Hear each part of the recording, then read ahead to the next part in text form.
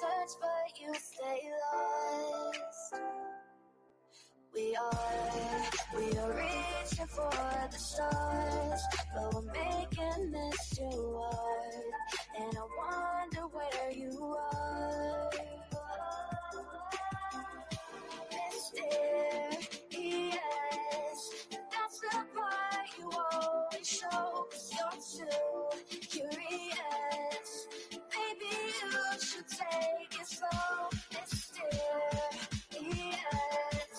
that's the part you always show, 'cause you're too curious. Maybe you should take it slow.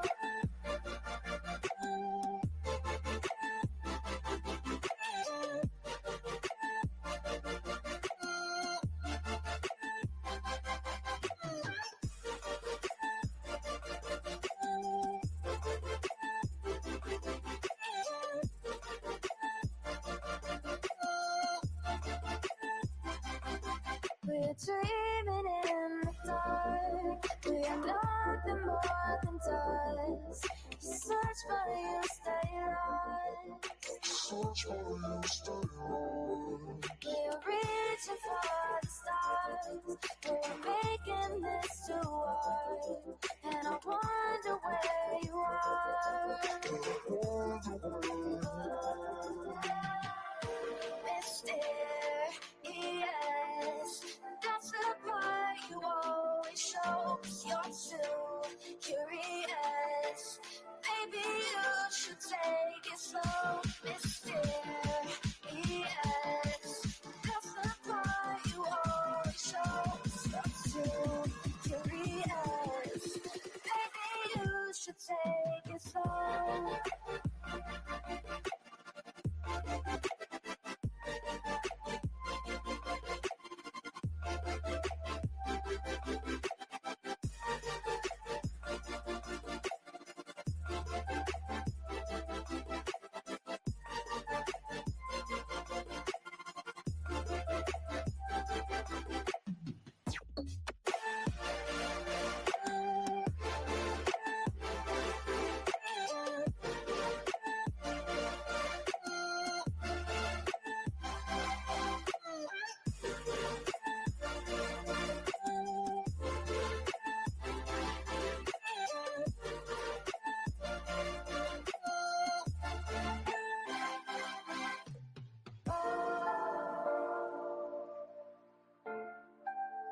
Reaching for the stars.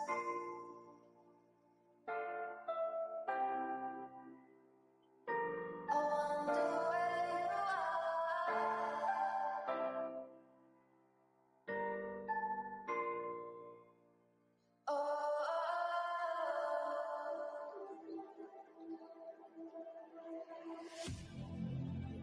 I need you again, so stick around.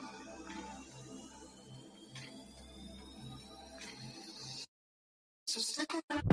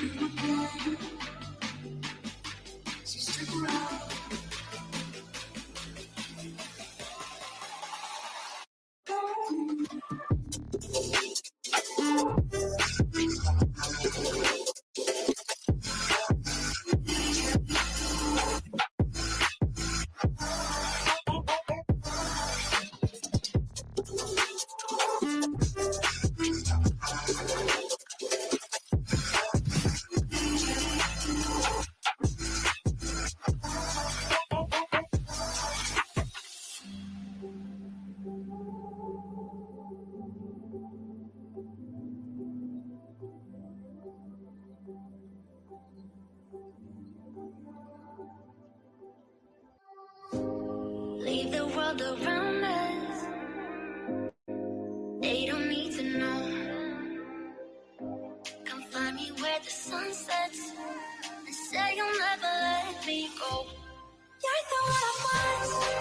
Say you need me. Hide where I love. Don't let go. I know you feel the same. Say you need me. 'Cause you'll always be my broken love. Broken love. Broken love. Broken love. 'Cause you'll always be my broken love. 'Cause you'll always be my broken love.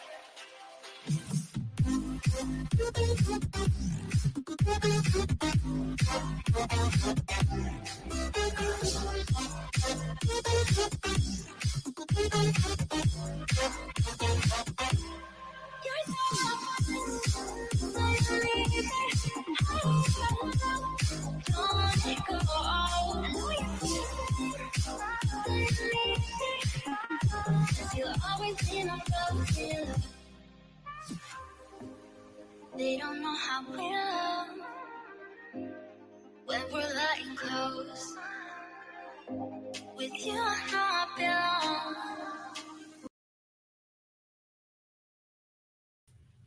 belong. Yo, what's happening? You guys hear me okay?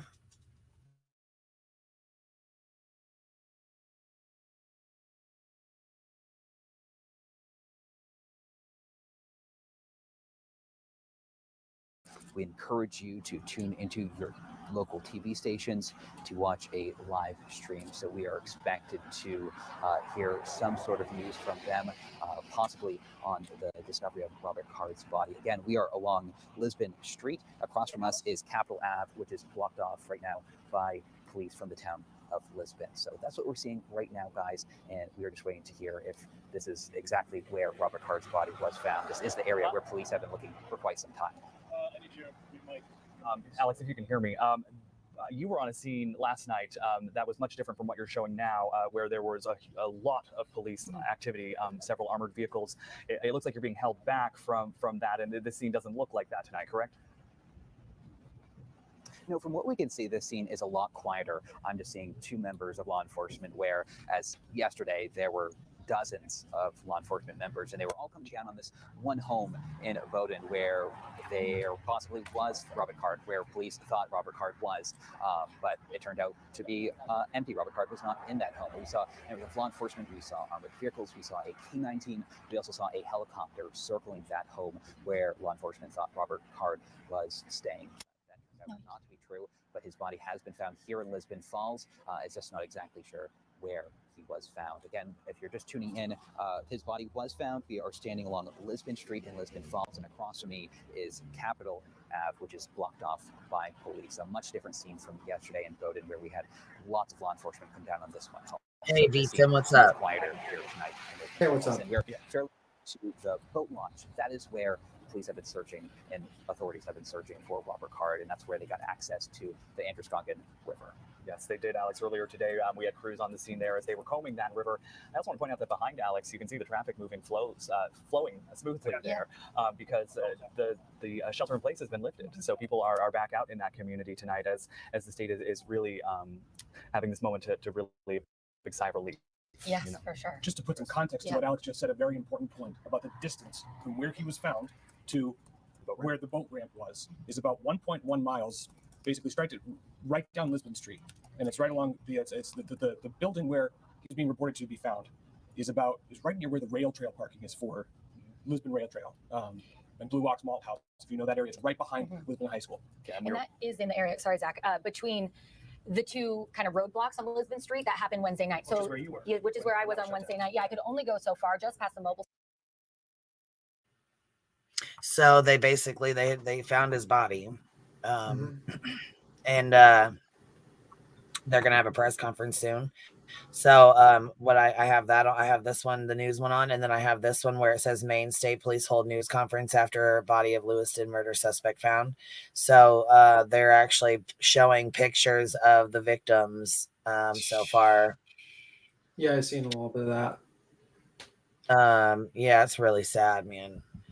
Yeah, it's a pretty sad ending. Pretty sad all around. I mean, you might want to take down the B, though.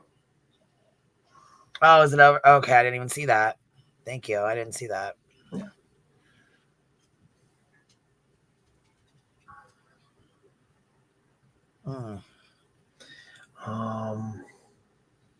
I'm gonna play this for a second. Okay. Was working with kids at the bowling alley. You know, he coached them, and from what we've heard, he died trying to protect them. We've heard of other heroes, Joe Walker, I believe, whose father was told that he grabbed a butcher knife and was charging toward the gunman, trying to save people. He was the manager at the bar, which was the second place that was hit. So we heard that story as well. And again, just to run through some of the names, we also heard about Joshua Seal. He was taking part in a deaf cornhole tournament in Lewiston when he was killed. That's according to his wife. He was, of course, many of you remember him. He was a sign language interpreter, often seen interpreting the Governor Mills and the CDC news conferences with those COVID-19 updates that we all, of course, had for about 2 years almost. Joshua Seal was one of the two main interpreters for that. So again, he was killed. Bath Ironworks saying that 40-year-old Peyton Brewer Ross also killed at that deaf cornhole tournament that was happening at Schmenke's Bar and Grill. Arthur Strout's father says his son also killed at that bar that night. He says, in fact, he had dropped his son off there just minutes before those shots rang out. Ron Morin's family telling the BDN that he was just a gregarious, upbeat guy. He also died in these shootings. Trisha Aslan's sister said she was bowling there with her sister, of course, at the bowling alley, just-in-time recreation. She says her sister was actually calling 911 for help when she was killed. Yeah, and again, we also heard of the father and teenage son from Winthrop, Bill Young, his 14-year-old son, Aaron, the youngest of the victims, a freshman at Winthrop High School.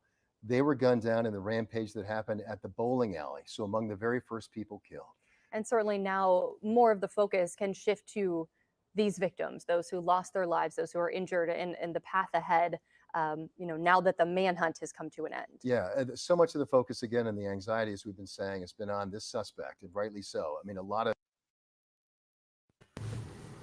That's heartbreaking, man.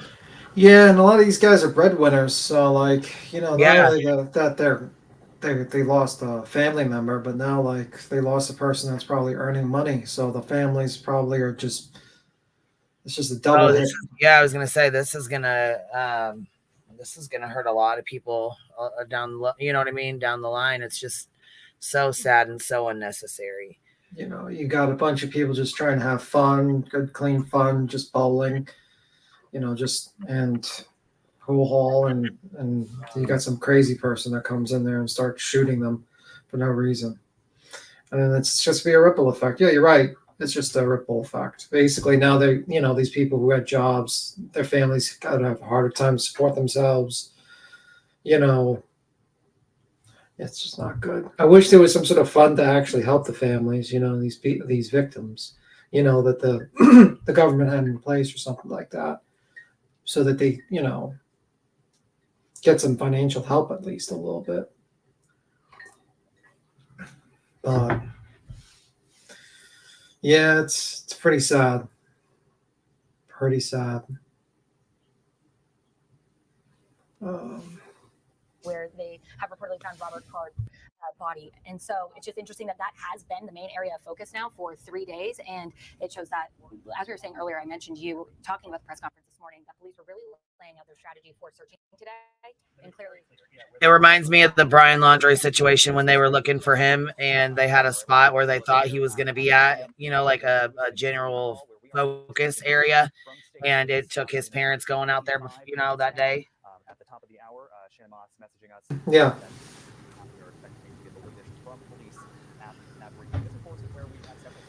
Over the past few days. Yeah, they've been pretty up to date with the briefings. In this search, we can't underestimate the fact that there were hundreds of police officers across the state that have worked tirelessly. The last kind of solid number we were given was about 350. Presumably, it has only grown over the last 24 hours of how many people were actually searching and actively looking in kind of those multiple locations. Our crews have been in Bowdoin and Monmouth and Lewiston and Lisbon, kind of following that search. You're looking at now that's going to kind of zoom into this area that we're talking about tonight. That would be the Lisbon Transfer and Recycling Center, which is where Senator King is saying his body was located tonight. We can confirm through multiple independent law enforcement sources that Robert Card's body has been found. It's a pretty far distance from his car. Yeah, that's what I was just thinking. It's. Do you think he because I heard I was a little bit wrong for laughing about the dog bounty hunter with the boat situation, but I wondered just how he got through to that location.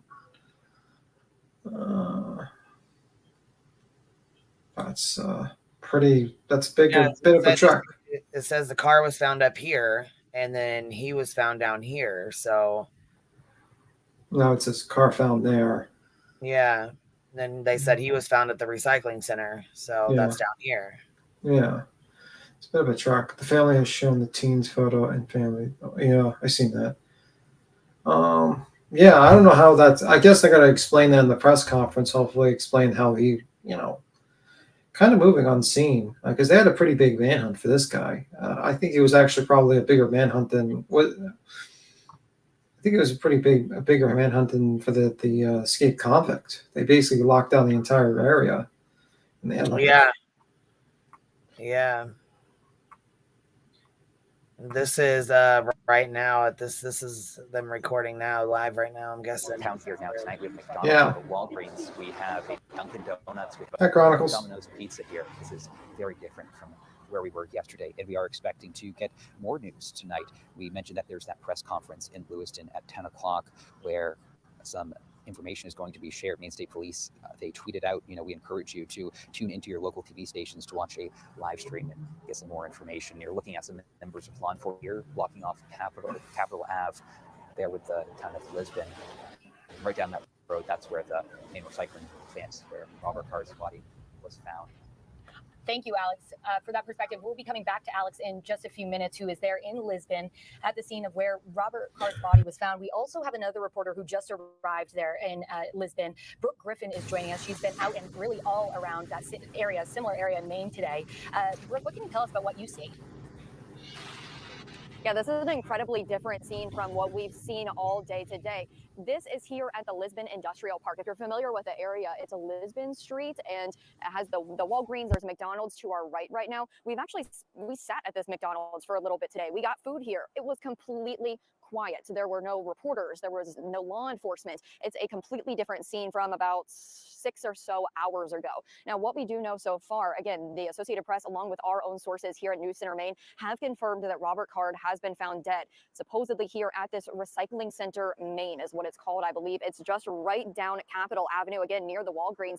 And again, it's just a very different scene. It's busy here right now. There are a lot of people driving by. Granted, a lot of these people are reporters. These are news crews, but you can see that this Capitol Avenue is completely blocked off. They do have a lot of law enforcement here at this point. They have on armor, they have long guns in their hands. There is a lot going on. Now, if you pan all the way down to this street, this is, again, where the recycling center is. You can see the lights flashing for that law enforcement that's down in that area. This is a lot of police in this area. We've seen state police, we've seen Lisbon police, we've seen, I believe, from other states, their state police as well. Some even going by with lights and sirens at this point. So this is a very, very developing situation. News crews are piling into this area. It is becoming much larger, really by the minute now. We are working to find out exactly how and when this happened. Now, that's going to happen in that presser, hopefully, more than likely. We've heard that people need to tune into this. Maine State Police, like you said, tweeting out, you need to watch. This is something that we're looking to watch just as much as you guys as well. They're sitting at home. A lot of information that'll hopefully come out of that. But again, what we do know so far is that Robert Card has been found dead. We have confirmed that, and a likely scene is here at the Maine Recycling Center in Lisbon. We spent a lot of time here. You've seen us here, but this is a lot different than it has been before. Back to you guys.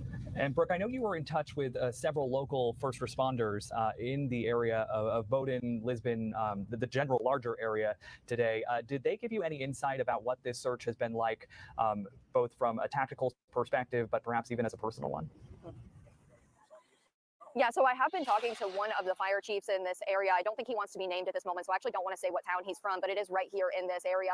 He actually told me earlier this morning when I asked him for an interview tomorrow for a story, he said, quote, I don't know if it's going to be relevant. There is a lot changing rapidly here today. He told us that they were searching the woods. That was a big area that they were looking at. Of course, last night we also saw that house in Bowdoin that was surrounded for a period of time. There's been a lot of hits and misses so far. I think they said.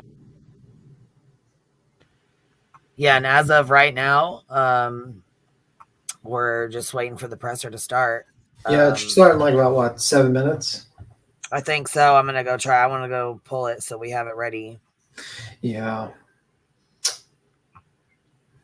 This is pointless. It's like pointless, this whole thing. I can't believe this guy just did this and then. So who's Katie Card? Is that his sister, wife, mother? It says our hearts and prayers go out to all those involved, and we're doing everything we can to help assist law enforcement. We've been working with them nonstop since this happened. We all hope that he comes forward or he is found. And again, and Sister-in-law. Okay, gotcha. I'll go back here to the beginning of where it starts, maybe. Law enforcement, we've been working with them nonstop since this happened. So just that we all hope that he comes forward or he is found. And again, just that we hope that the attention will go towards the victims and their families. Our hearts are broken. And I know Katie also spoke to NBC News extensively, and maybe she shared some of this with you as well, Zach, but just Robert Card's past mental health struggles and what he was hearing reportedly from Katie, the voices in his head. So I know that since this incident has happened, they had sent countless messages to Robert asking him to do the right thing and turn himself in. Obviously, those messages were going unanswered, but it's great to hear the perspective of his family and get a little context of Robert Card. Yeah, and I want to be careful about how we talk about this, of course, in the mental health context. But she did say it was a relatively new thing for him. This was not a lifelong situation that the family was dealing with there. Obviously, a complicated night of emotions for them as well, but a large sigh of relief across the state tonight. As again, if you are just joining us here on the air, Robert Card found dead after this 3-day manhunt. He was found dead at Maine Recycling Corporation, that, according to Maine Senator Angus King, is the recycling center where he used to work. He died from a self-inflicted gunshot wound in the same clothes he had on that day Wednesday night when he walked into that bowling alley. We're working to learn more information, and we're expecting to hear from police any moment now. And we've been seeing this video from Lisbon, where Alex Haskell was. This is from earlier, of course, at this point right now. This is from last night, the search at the home in Bowdoin. But, when we were seeing that video of the Walgreens and the side road closed there, presumably at this point, that is all still closed off because even though they can confirm we found his body, that is likely considered a crime scene in itself, and it needs to be processed, and that takes time as well. So there certainly could be a question of, okay, well, why are all these police still here? Why is this still such a scene? Because there's a whole part of the investigation that would likely need to happen at this location now. Just as we know, the investigation continues, and we were told by police will likely be a multi-day process at the 2 sites of the shooting in Lewiston, at the bowling alley and at the bar as well, because as we heard today from the briefing, they need to analyze every bullet casing. They need to analyze every scuff mark on the wall. They need to look at all of the evidence on these scenes to really piece together what happened. So presumably they will need to do the same in Lisbon, where they are now. This is some of that drone video of the bar scene, which we have commented on. It was difficult to see that the parking lot was still full when we knew that hours before this video was recorded what happened there. And it just represents the people in our community who did not make it home that night and arrived there for what they thought was going to be just an evening of look at all those cars. The last time we heard from police around 5 o'clock was when they confirmed the names of all of the victims, the youngest 14 years old. And I actually spoke to the grandfather of that 14-year-old today. That's what I just came back to the studio.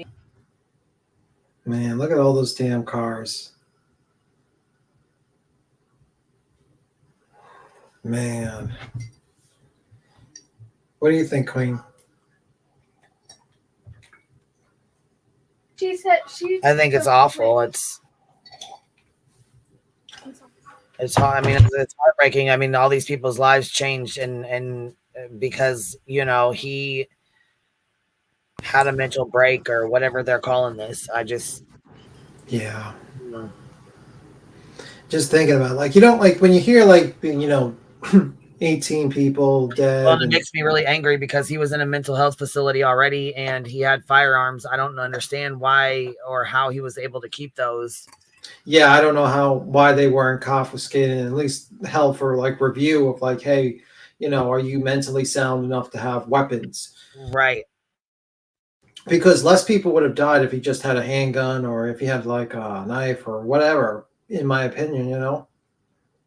But yet he was able to get not only get this gun, but also get the tools necessary to modify this gun so it could be more deadly. So I don't know. I think it's a mental health situation. He really needed to. I think sometimes people just fall, between, just kind of like fall between the cracks. And this is a scenario that happened. This guy fell between the cracks. He started hearing voices, and they just, I guess, they didn't get to him quick enough, and a lot of people died.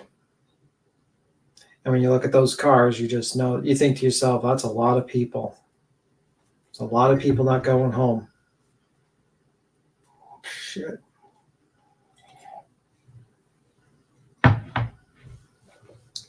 Yeah, unfortunately. Brothers, fathers, uncles, husbands, dads. I mean, yeah. There's kids right now. Their daddies ain't coming home. Yeah.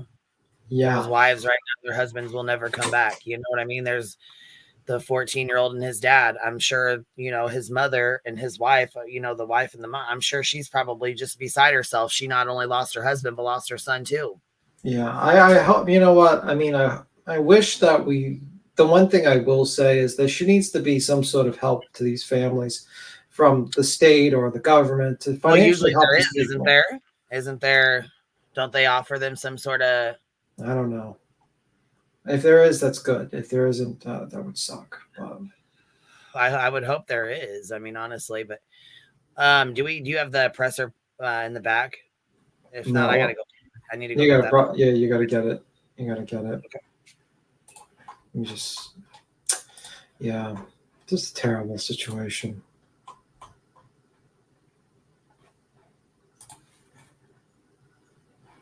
Well, I think it's live. I think it might be playing. It's going to play live through the channel that you're watching because it says from City Hall. Well, that's it. 3 weeks before Thanksgiving, less than 60 from Christmas. Yeah. Putting aside for taking the time, does this ending surprise you? It does not surprise me. It fits the profile that we know that most of these shooters end up dead. Very few to answer for the actions that they did. So no, in and of itself, it doesn't surprise me.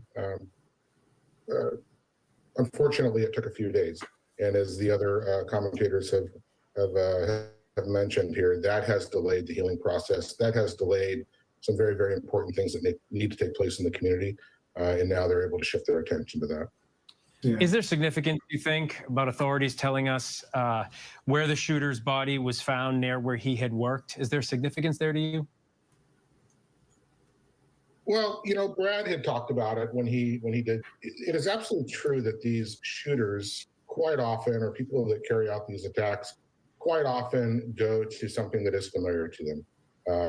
Now, in this case, we knew that he had outdoor skills. We knew that he had shooting skills. We knew that he was familiar with the outdoors in the area. But the concern that everybody had is that he was out there potentially lying in wait, potentially planning another thing. There was nothing that you could take for granted.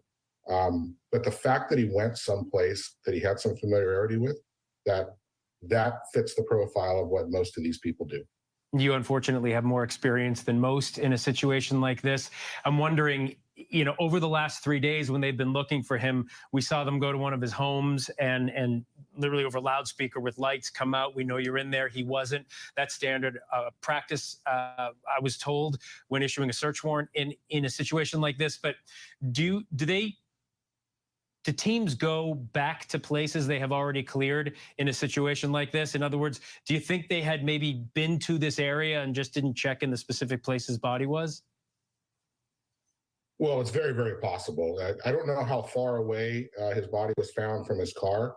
If it was anywhere near the car, what he had ultimately dumped and fled into the woods in, if it was anywhere near there, undoubtedly it was searched extensively. But it is hard to search the woods. It is hard to search every nook and cranny and behind every log and that type of thing. And then the other problem you have is that you can use technology, you can use FLIR devices to pick up heat signals, but when a body dies, the heat signal diminishes fairly rapidly, and so that technology doesn't work under those circumstances. The fact that they went to his house a couple times, very, very common, because if he was on foot and they searched it and he wasn't there, it is entirely possibly.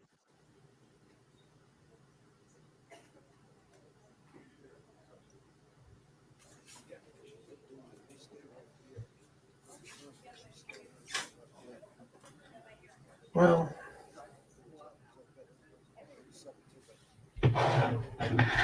kind of was hoping that they starting right now. Yep. Yeah, I was hoping that they would catch this guy alive. To be honest with you, for him to answer for his fucking crimes, but Yeah, absolutely. or at least find out why he did it. None of these people are not going to have really too much of an answer. Apparently, he left a note for his son. Well, it was nice that he was sound mind for that. Fuck. Yeah. He didn't think of anyone else's sons. I think the press conference, will give us some more deets. Yeah.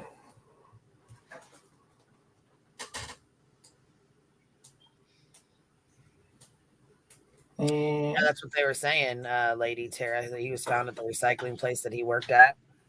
It says stopped for some reason. Is it going to restart the stream? I have no idea. I pulled it up and that was what it was on. Here, I'll go get another one though. You might it need ain't to hard get to another find. one. It's all over. So Yeah, probably gonna have to get another one. Or if you find one before I do, throw it in the back. Okay.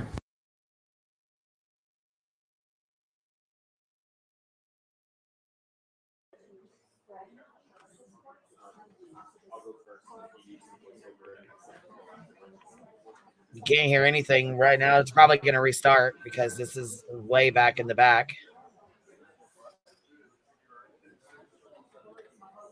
I put another one in there from News Center, Maine.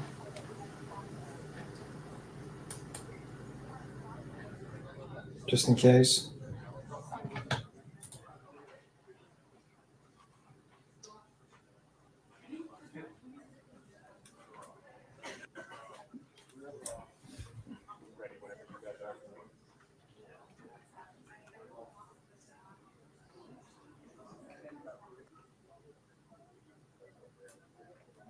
Yeah, the ripple effect will be fucking heartbreaking.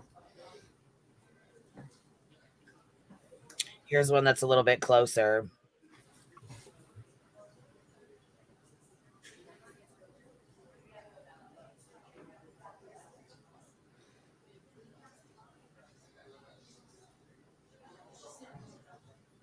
They should just do these press conferences like on a Zoom application. Just let everyone the news people just log in. You can probably get better sound quality from these people. Just a thought.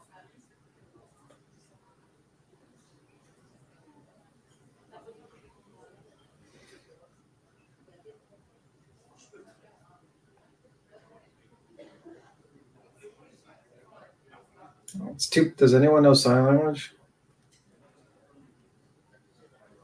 I guess they're still going to be a little bit late because she's taking a seat. Is the shooter alive? No, he's deceased. Heart shape boxed. He's dead. We're probably going to find out what, how, and a little bit more of the answers.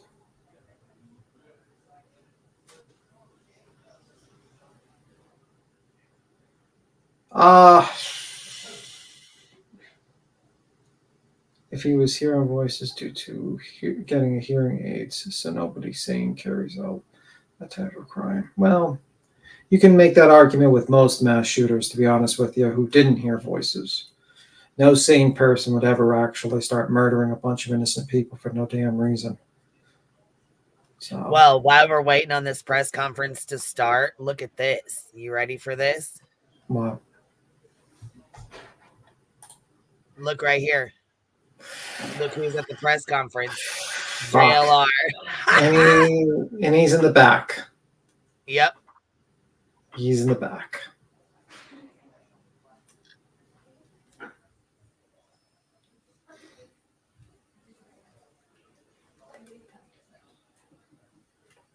I think like T-Rev is like restreaming his stuff.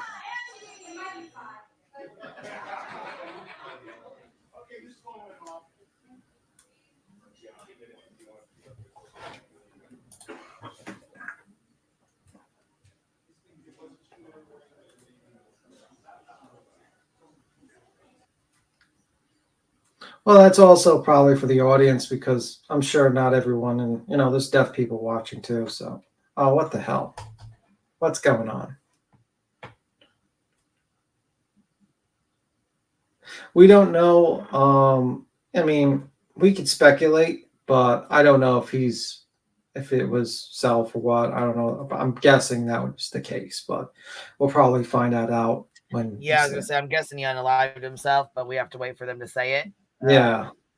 Which I just pulled this other one on here too, so You like playing hot potato with how many flying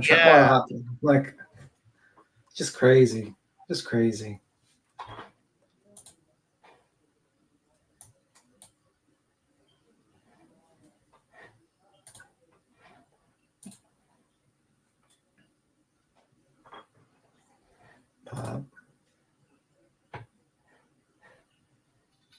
It looks like they might be getting ready because if they have her standing up there, they're probably going to start soon.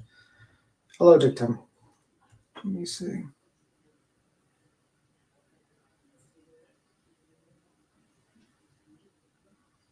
Thought it was an activity for death. Let me see.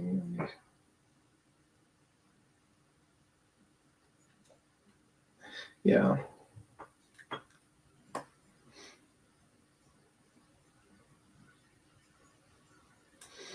Oh, that's a good point, Pecan. That is a good point. That is a very good point, and yeah, it is kind of scary.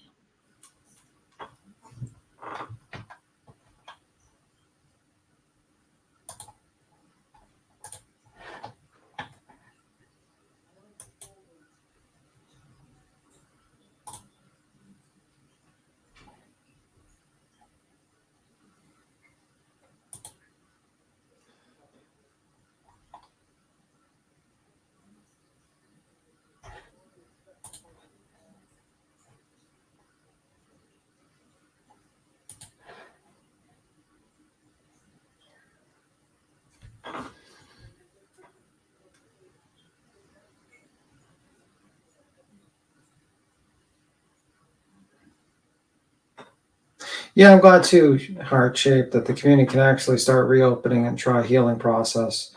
And that's exactly what I hope happens. But that's going to not, some of these people are not going to heal.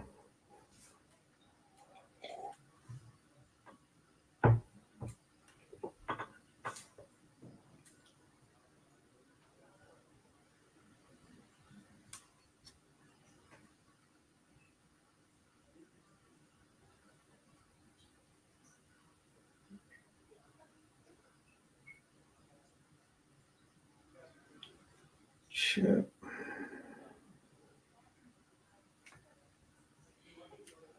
It's kind of weird to see how some people are just kind of used to this as like a job, and they're kind of just like, well, whatever, it's Monday, it's Friday. You know what I mean?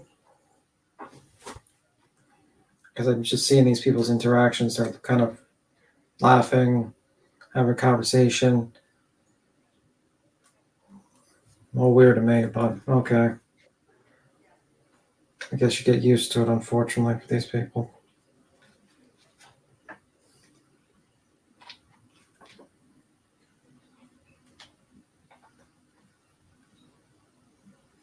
Hi, Johnson. What's up?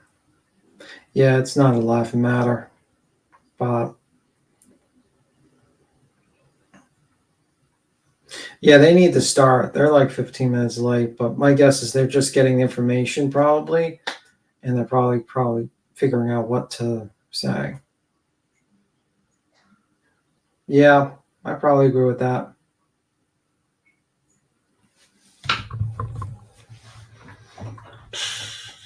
When mass shootings become fucking normalized. Shit. Maybe that girl.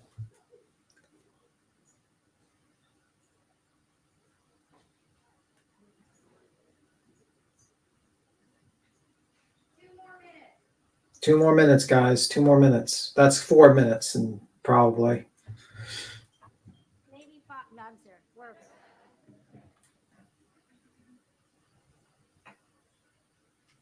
Yeah, exactly, Voodoo. Because it's still open investigation, even though he's dead. They need to investigate. They need to, see what, it's still open investigation still, technically. So I'm sure we're not going to get every single fact of the case, and there probably more will be released over the time, but yeah.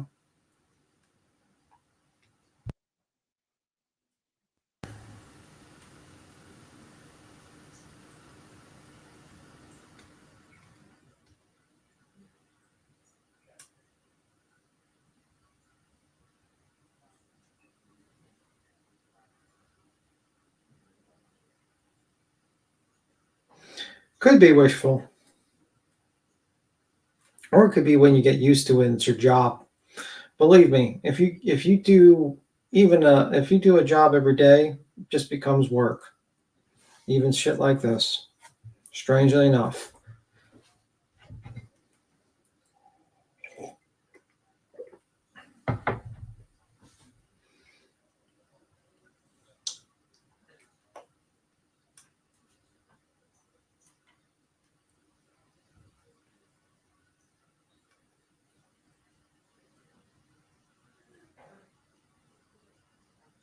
You see, authorities will likely be at these crime scenes for foreseeable future, processing the evidence.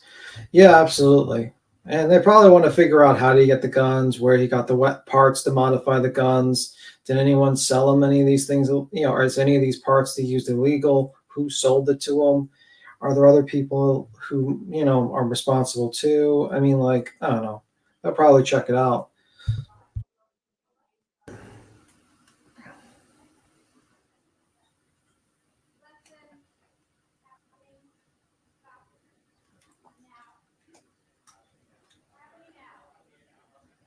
One minute.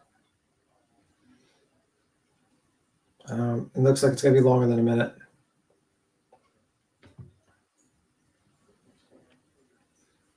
All right, they're coming out.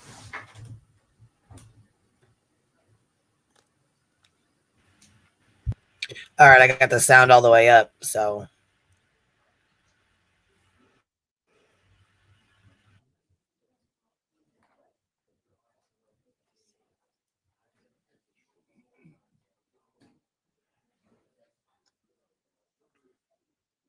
Thank you very much for coming. Excuse me, coming here on short notice. I stand here tonight to simply report that the Maine State Police have located the body of Robert Card in Lisbon. He is dead. I've called President Biden to inform him about this news. I've informed Senator King, Senator Collins, Representative Pingree, and Representative Golden. Commissioner Sawchuk will describe the circumstances of that discovery in some detail in a few moments. But this discovery is entirely thanks to the hundreds of local, county, state, and federal law enforcement members from all over, and people from other states as well. People who searched tirelessly to arrive at this moment. And on behalf of all Maine people, I want to express my profound gratitude for their unwavering bravery and determination and fortitude, and for the leadership of Lewiston Police Chief St. Where'd he go? Right there, that guy. Lewiston's Police Chief St. Pierre. Like many people, I'm breathing a sigh of relief tonight, knowing that Robert Card is no longer a threat to anyone. I know there are some people, and many people, who share that sentiment, but I also know that his death may not bring solace to many. But now is the time to heal. And with this search concluded, I know that law enforcement continues to fully investigate all the facts so we can bring what closure we can to the victims and their families. And I ask that all Maine people continue to keep those families and all of the people impacted by this tragedy in their thoughts and prayers. Lewiston is a special place. This isn't us. Lewiston is a great place. It's a close-knit community of fine people, people with a long history, a history of hard work, of persistence, of faith, of opening its big heart to people everywhere. And tonight, the city of Lewiston and the state of Maine begin to move forward on what will be a long and difficult road to healing, but we will heal together. Thank you. And again, my deepest gratitude of all the people of the state of Maine, to these wonderful members of law enforcement who came from all over to help us solve this crime and put closure on this investigation. Robert Card is dead. Now I'm going to turn it over to Commissioner Sawchuk.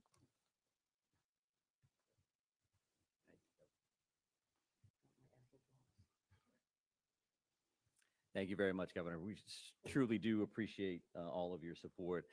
I think it's incredibly important that the next person that speaks this evening is Lewiston's chief law enforcement champion, and that is Dave St. Pierre. Dave. Thank you, Mike. Thank you, Governor, for allowing me this opportunity. Bear with me, please. I certainly did not have much time to prepare a speech here. I want to say to everybody, thank you so much. Our community can now breathe a sigh of relief, as the governor stated, and I can't echo that enough. Our work again is not done here. I was very elated tonight when I got the call from Commissioner Sawchuk advising me of the revelation of what took place, and that Mr. Card is deceased and no longer a threat to our community or any other community. I just don't want to forget the families that are grieving and will continue to grieve. I don't want to forget the law enforcement officials that have worked tirelessly throughout this whole event to come to a good conclusion. Our men and women of the Lewiston Police Department, of all of our surrounding agencies. We have with us Chief McGee here from Lisbon, where Mr. Card was found. This is vitally important to all of us that this conclusion came to light tonight. We're gonna grieve for the families that lost loved ones here. We're gonna continue to work. We're gonna persevere. And we become better people for it, in terms of working together as teams. We've learned a lot from some mistakes. We've won a lot of accomplishments this evening. Again, I wasn't really prepared for this on a Friday night at 10:30, but I'm very happy to be here and very happy to say the threat is over. Thank you.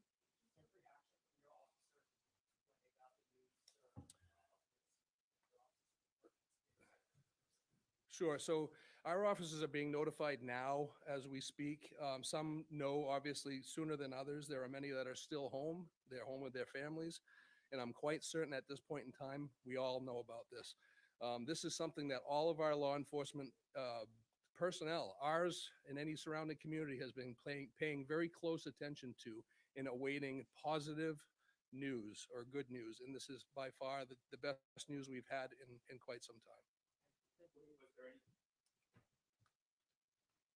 belief at this time that the suspect was dead before finding him, or did this come as a brand new revelation that never stopped coming before this? So our reality here is that the search has been extensive. It's been thorough. It's been nonstop since the minute we started speaking with you and long before that.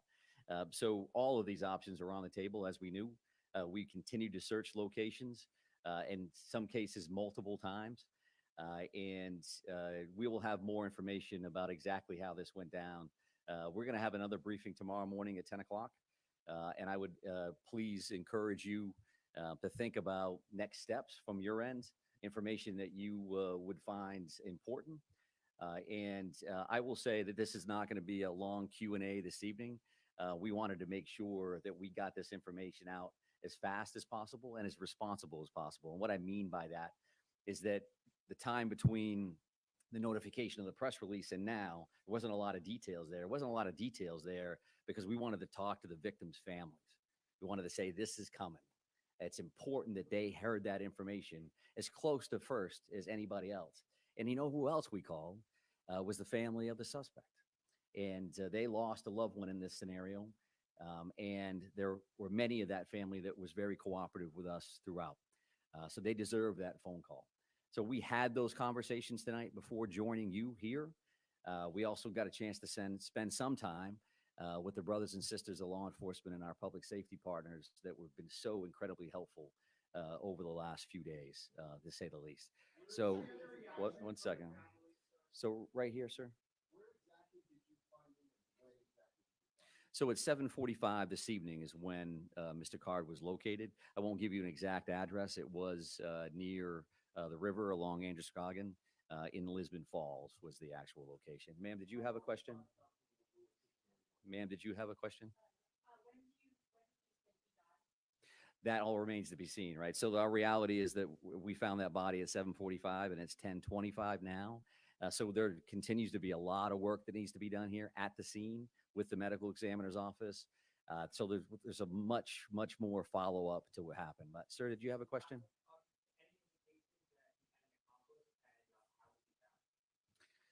I won't be able to answer either one of those questions at this point. Accomplices and things of that nature, we've had no indication of that since the very beginning. But as we've talked about before, these next steps are going to gives us an opportunity to do things as fast as we can, in the sense that we want to provide closure and information, but also slow things down a little bit because we need to look at video evidence. We need to look at the various pieces of technology that are in play here, in hopes that that gives us some additional information around some of the things that you're going to be concerned about. Yes, ma'am.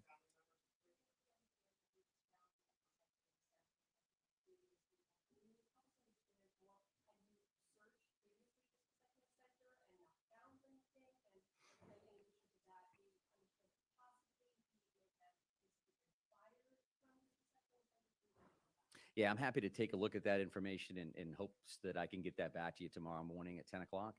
That remains to be seen.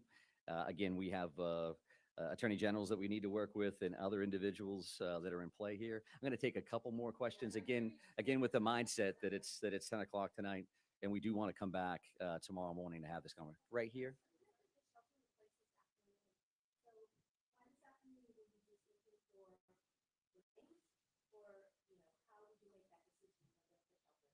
Yeah, sure. So I think that that was an ongoing conversation since the minute we actually put that in place.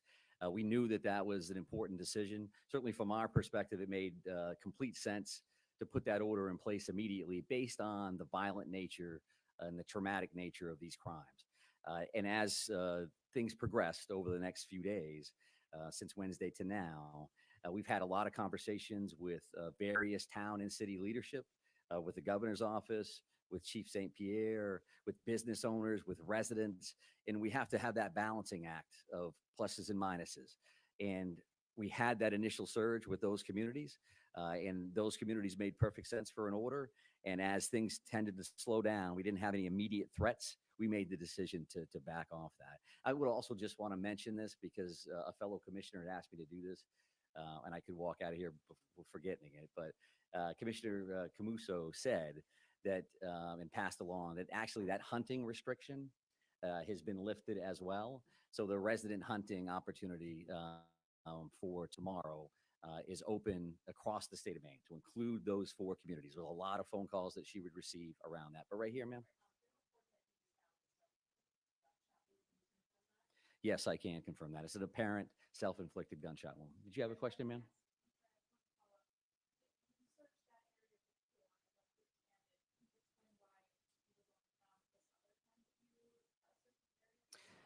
I didn't state that we had searched that area before, so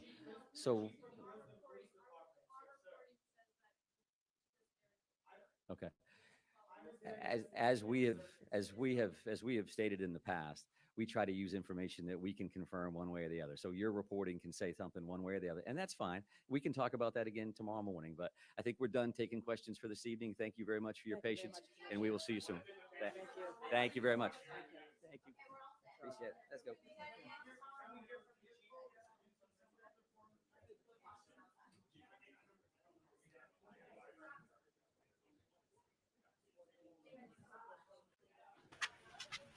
Well then, I mean, we did find out the time that they found him, and we did find out that it was self-inflicted gunshot wound, and that by the river, but he didn't want to give the address. So,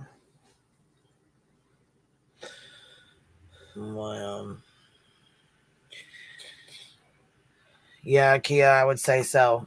I mean, he came in, did all this damage, and then, yeah. He just destroyed a bunch of people's lives, probably. Yeah. Hundreds, probably hundreds of people's lives he just fucking destroyed. Well, Such a piece of shit. Yeah. Personally, I don't know. Yes, I don't know. But I guess we'll find out more answers tomorrow. They'll probably have more information for what they can do another press conference. And I kind of understand why they didn't get all the information out there because, it's been only like, 3 hours max, maybe two and a half hours since they found him. They probably just want to give that information out so it wouldn't spread and just give some closure to some people so they can go out and know that they're not have to worry about a crazy gunman trying to murder them. So, but yeah, it's pretty sad. It's a pretty sad situation. Yeah. Yeah. Absolutely, Nini C. Absolutely. Wonder if anyone else is going. What's your thoughts on all this? Like, I know you just said you think he's a douchebag and a piece of shit. I get that, but who do you get? I got the link pinned. Yeah, you got the link pinned. Yeah. Yeah, I was say anybody's welcome to come up. It's open panel, so if you guys if you got something to add to it, come on up. Yeah.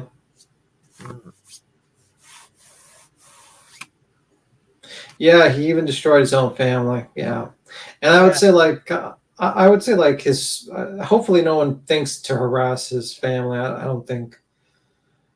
I think they're a victim too in this, and they're a victim too. Not as severe as the people who got shot or anything like that, but they're not gonna. They're in a bad situation too.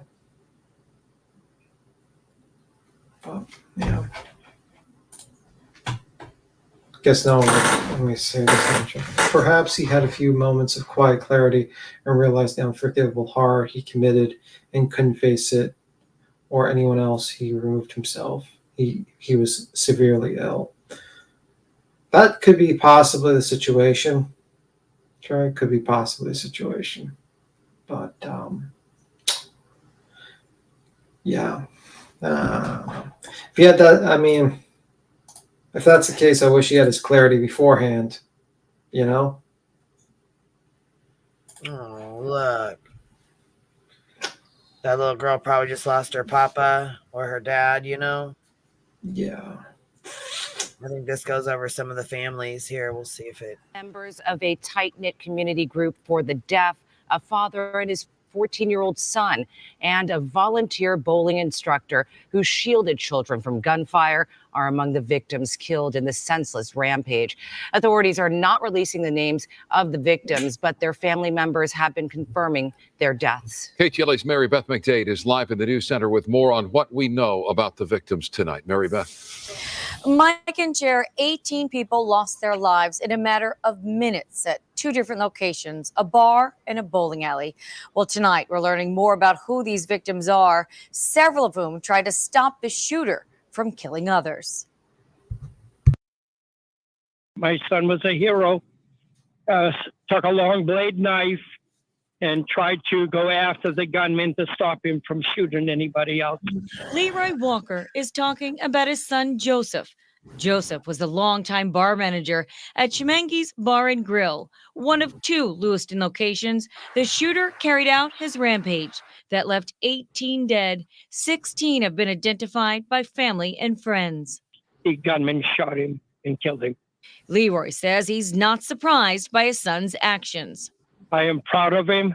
He was brought up that way. It was always to defend himself and his family. And these people have been his family for a lot of years now, working at Chimangi's. 40-year-old Brian McFarland, Stephen Vozella, and Bill Brackett were also killed at Chimangi's while participating in a cornhole tournament for deaf adults.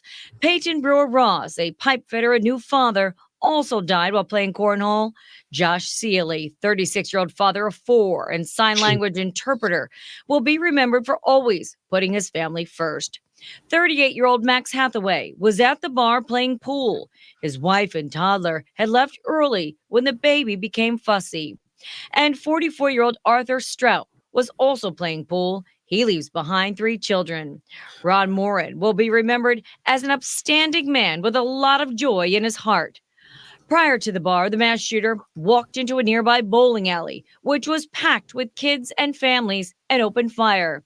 His first victim was 76-year-old Bob Violet.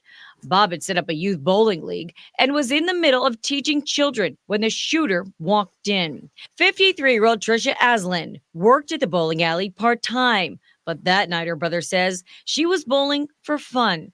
She was killed when she ran to the counter to call 911. Michael Deslaries was out for a night of bowling with friends and family. Among them, one of his dearest friends, Jason Walker. They made sure their wives and several children were undercover and then charged the gunman. Tom Conrad, the manager of the bowling alley, also died trying to subdue the shooter. He leaves behind a 9-year-old daughter. Among the others killed, Bill and Aaron Young, a father and 14-year-old son, out together, enjoying a night of bowling. Well, authorities say that there were also 13 other people injured. 3 of them remain in critical condition tonight. For now, reporting live here in News Center, Mary Beth McDade will send back to you guys in the studio.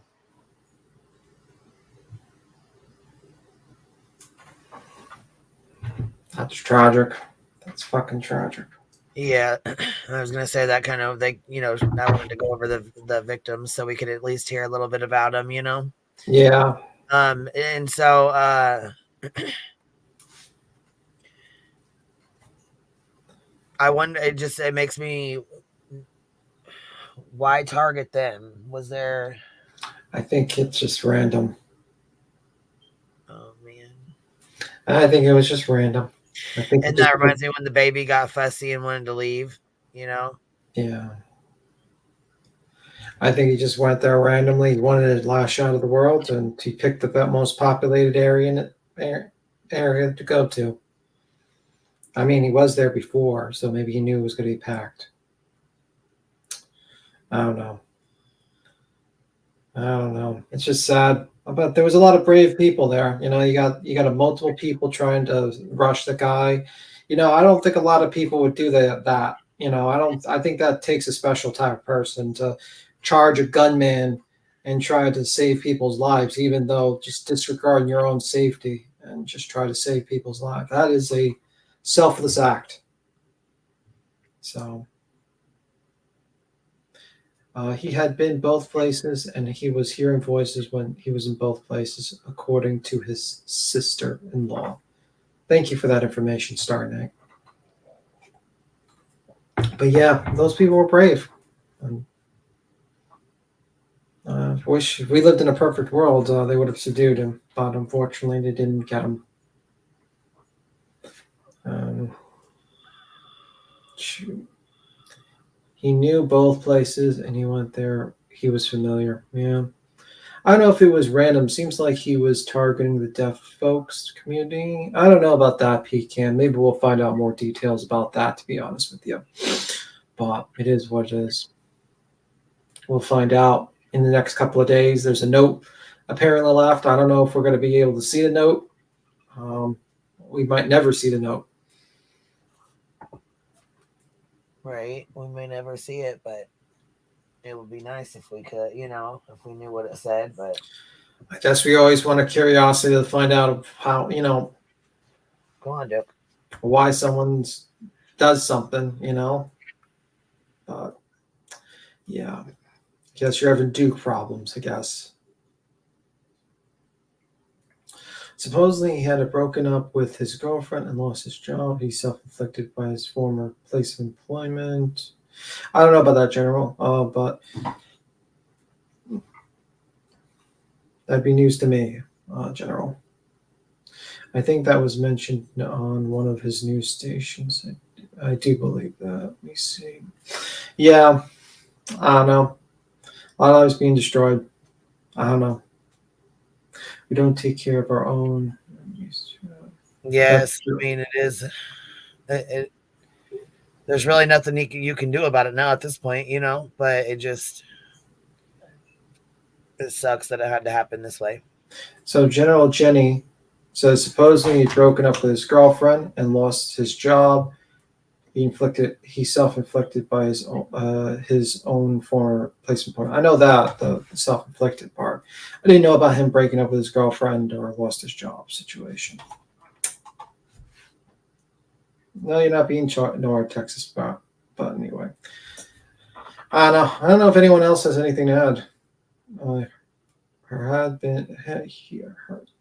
Had just received a hearing aids, and lots of times when people hear voices, type of electronics will trigger them to believe someone is putting a chip or something around them. Yeah, I mean, I don't know, and that would be interesting to look into. Did you see what Texas Bluebonnet says? Is being ignored by beats him. No, not knowing you. Well, things will improve. Yeah, things will improve. But yeah, I'm just glad they got him, Queen. I think it's good that they got him. Like, not got him, but Well, yeah, I found him. I mean, it gives the community, closure on him.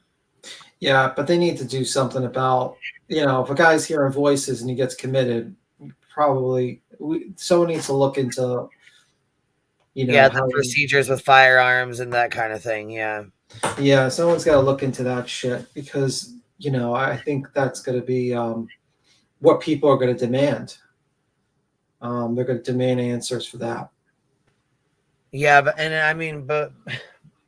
you have a constitutional. Yeah. Right, so you can't. I mean, I get you. I'm just saying, like, if you're hearing voices, there's a fine line there. You know what I mean? It's a real fine line. Yeah, but I'm saying if you're committed and you hear voices, maybe it's time to at least evaluate the guy. You know what I mean? Just saying.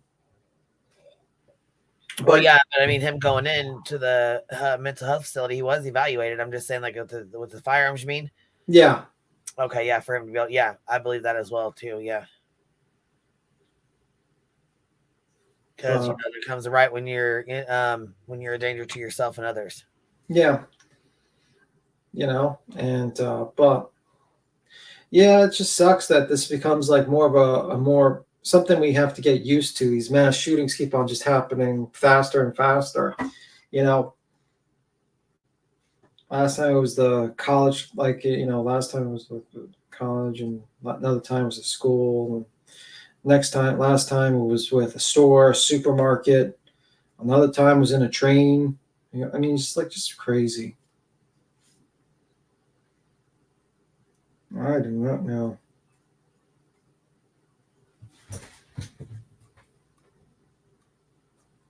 But yeah, Abington, Maine tried to pass a law to prevent them 4 years ago.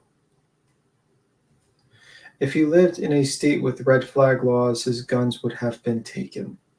A lot of unhinged human beings walking this earth, and our mental health care system extremely broken and failed. Yeah, I mean, mental health has always been a problem for, I think, society in whole. I mean, it's improved. I mean, in the old days, if you ever heard of Bedlam, that came from a mental institution, I think in England, where basically they used to use the patients as like a sideshow where you would pay to see mentally ill people to fund it, or have them beg on streets, and they would do all these crazy treatments and stuff like that. I mean, slowly but surely, our mental health is how we treat mental health is getting better. It's just, it's not an easy cure. If someone's, shot or someone's stabbed, you can see the wound and you can fix it. But when someone's mentally ill, you don't see it until, it's not easy to fix. Hey, Grandma Sherry. Hi, Grandma Sherry. What is the yellow flags? What does that mean? Generally, Jenny says I had heard they had yellow flag systems, which is less effective than red. I don't know. I'll look it up. Okay, there's a God damn it.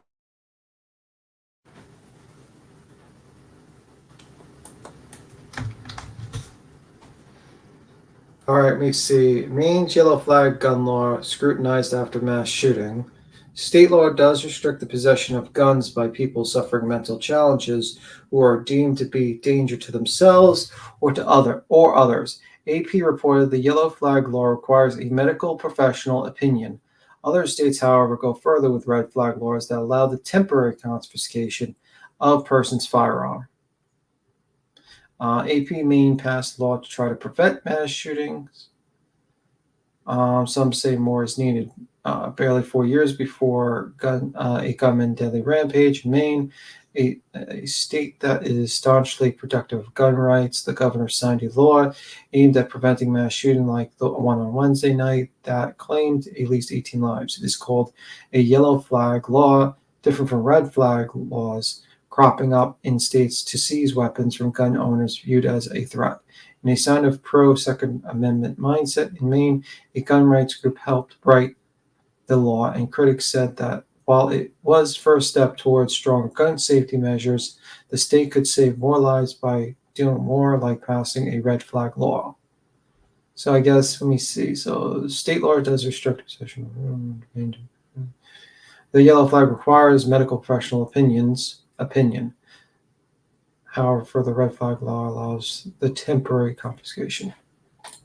So basically, is like you need to get like a doctor to say, okay, this person's a danger, remove his guns, basically, with the yellow flag law. Is that basically what it's meaning? In a red flag, they can just take it? Let me see.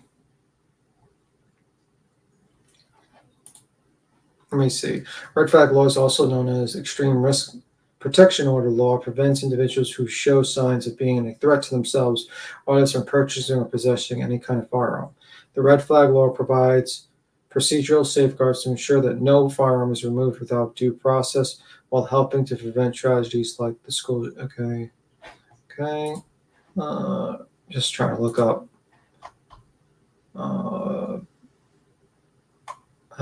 It is called the yellow flag law. It's different from the red flag laws, cropping up in other states. It's already read.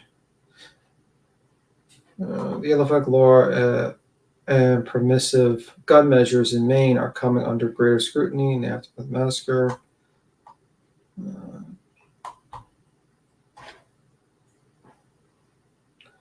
It's not clear whether anyone had used the yellow flag law in the suspect's case, but the gun control advocates on Thursday blamed killing on Maine's weak gun laws. Let me see. I'm trying to see what exactly the procedural thing for the yellow flag situation. It says red flag laws. If you have mental illness or someone reports you for being unstable, they said your house and take your guns. Yellow flag, they just say don't be bad, okay, and they put you on a list. Thank you for that clarification, because I was just trying to read through the thing, and I'm like, well, then why even need a yellow flag law if they just put you on a list and say be okay? Like, doesn't that mean you still have the guns? Yeah, they tell you just to behave yourself, okay? I mean, I'm sure no one has ever broken the law after being told that you can't do that. I'm sure that will never happen. Yeah. Okay. Not quite effective, I would say. Yeah. Shit. I was reading about it last night. I didn't even know about the yellow flag law, to be honest with you. So I learned something new today. I did not know that. So, I learn something new every day. He was going to shoot up a military base. Why did no one take that seriously? Yeah, you would think a guy threatening to shoot up a military base, the military would be like, "Yo, there's been less threats to people," and the military gets involved. You know what I mean? It breaks my heart to see. It's not me thing, but it's a problem for us all. I will pray for her because, yeah. So he wasn't even on the yellow. Was he even on the yellow flag? It was even on the yellow flag. Like, did they at least put his name on the list?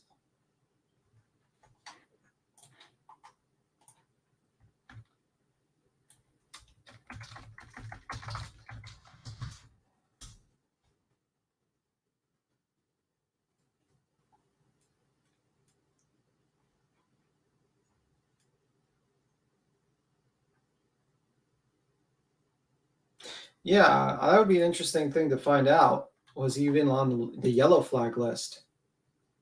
I'm guessing no. That would probably be my guess.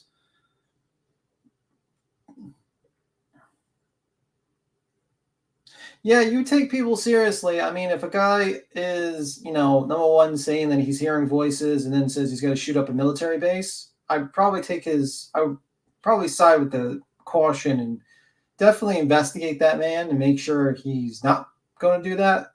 Just saying, or keep an eye on him, at the very least. They probably told him to wait and take some meds, and it's heartbreaking. Yeah, I don't know. Worse yet, it takes several different therapists to find the right one. Let me see. I don't take it. Don't they take your firearms if you have prior charges, felonies, maybe? So why can't they make mental health laws? Well, the issue is that I would say the argument would be that who decides what the level of mental health? Like, you have some people, like, for instance, I would say like Britney Spears' conservatorship, where they just unilaterally made this woman under a conservatorship for 13 years. People get a little very careful about their rights. Like, who decides if you're mentally ill enough not to have certain rights, And it can definitely be a slippery slope that people can get, and it can be very scary because you never know. I mean, could they take your guns because of other mental illnesses that are not dangerous, that type of deal? I don't know. I think it scares people to give too much power when it comes to that.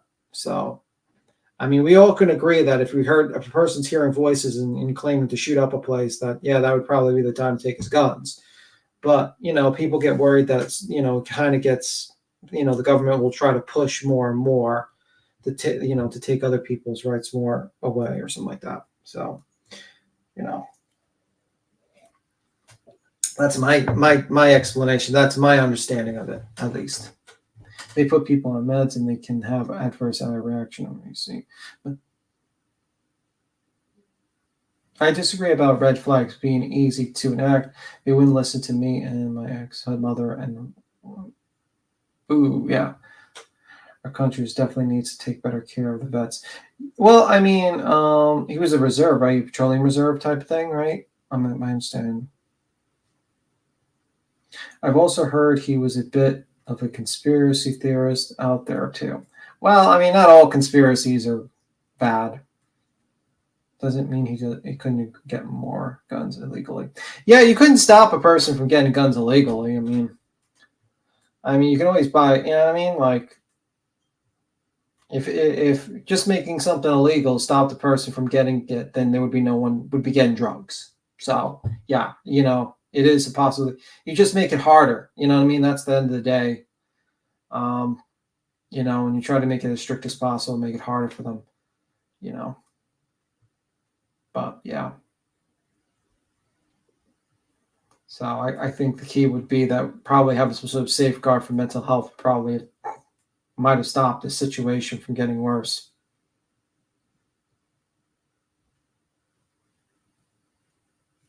And that's interesting that he was only allowed 2 weeks. I wonder why he was only allowed 2 weeks in. That seems pretty quick. If anyone's like in a medical, is that like fast for? Yeah, what if it was because of insurance purposes or something? Yeah. So that there's people have trouble with like rehab and shit because of insurance purposes and stuff. So yeah, I'm wondering if like they just released him because he was cured or because he just ran out. He ran out of money. That's an interesting thing. Like, there's a couple of things to look at. 2 weeks is normal. Thank you, Star Knight.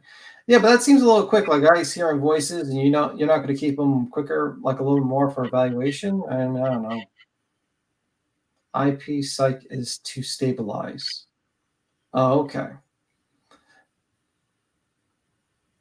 I don't know what IP means, but I'm guessing that you're saying that it was just to stabilize his condition while in the hospital, and eventually they just released him 2 weeks.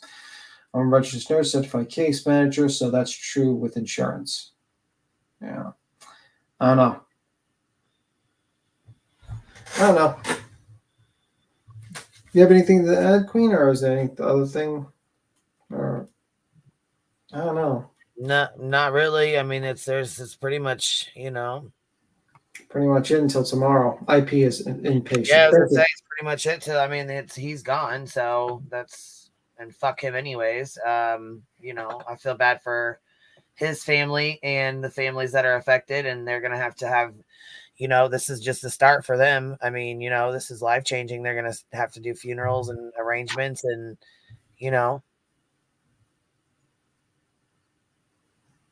explain to their kids why their parents, fathers, uncles, and brothers, whatever, ain't coming home. Yeah. I mean, it'll be really fucking hard in the days to come on these families. And those two places are just going to be like kind of like forever marred, like forever, like yeah. They're going to just be like a forever reminder of the mass shooting, those two locations. Anyone goes in, it's fucking terrible. Yeah, I don't know. Deborah says, Queen, are you doing a Halloween night live stream? Yeah, Deborah. Yeah, we are. Deborah. Pretty sure. Yeah. Wing Zero has a costume to show you, B Tim, and I don't know if anybody else is dressing up, but yeah, we'll come on here and talk some shit. Oh, jeez, what type of Where's Miss Rowena at? I'm surprised she ain't up here talking shit with us. I think she's had fun yesterday chatting with us. Yeah, I saw a little bit of that. What's going on in the Karen Reed case? Like any updates, or have you heard anything else going on? Or well, I'm just waiting for the trial. The trial's not for at least 6 months. I mean, yeah, I just didn't know if there was anything new that had come out with how like the text messages and they how that all that craziness was. So I didn't know if anything else had came out or if you had heard anything else about it. I haven't heard anything new. I haven't at all, but we will see. I mean, I think probably like I haven't heard anything new. I think Turtle Boy went to court. That's what I saw, but pretty much that's it. Was that for his lawyer or what? I mean, what for himself? Yeah, for himself, basically. Yeah. But I haven't heard anything new information about the Karen Reed case, unless she got a costume to show you, B Tim. Love the inflection. Yeah.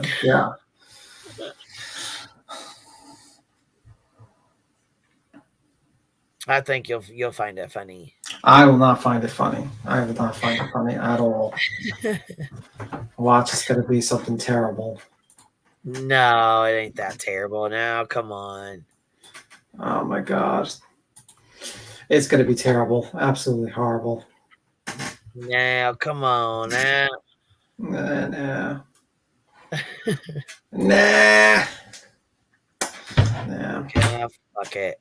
I was just mostly looking into the Britney Spears thing. I was like reading about the book that came out mostly. So that's that's what, when I didn't hear that was interesting. Did you read that or see that yet or no? What? The Britney Spears stuff, the book. I seen BJ Investigates did a thing on Read it. it. She was, she was it a live? I think she was doing a live. She's like, I should we were live for like 6 hours. I should have an award for that. I'm thinking, oh shit, you don't even understand how long these live streams can go. Well, she did on day 2, but basically there's like a lot of facts that came out. The shocker one was the Justin Timberlake one. Which was what? The Justin Timberlake situation where Right. Which was what? Tell me. Fill me in with it. Tell me. well, she basically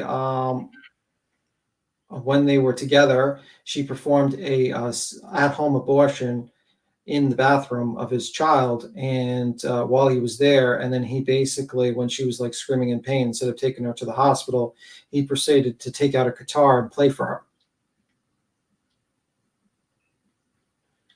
And play what for her? Music? Yeah, music to calm her down.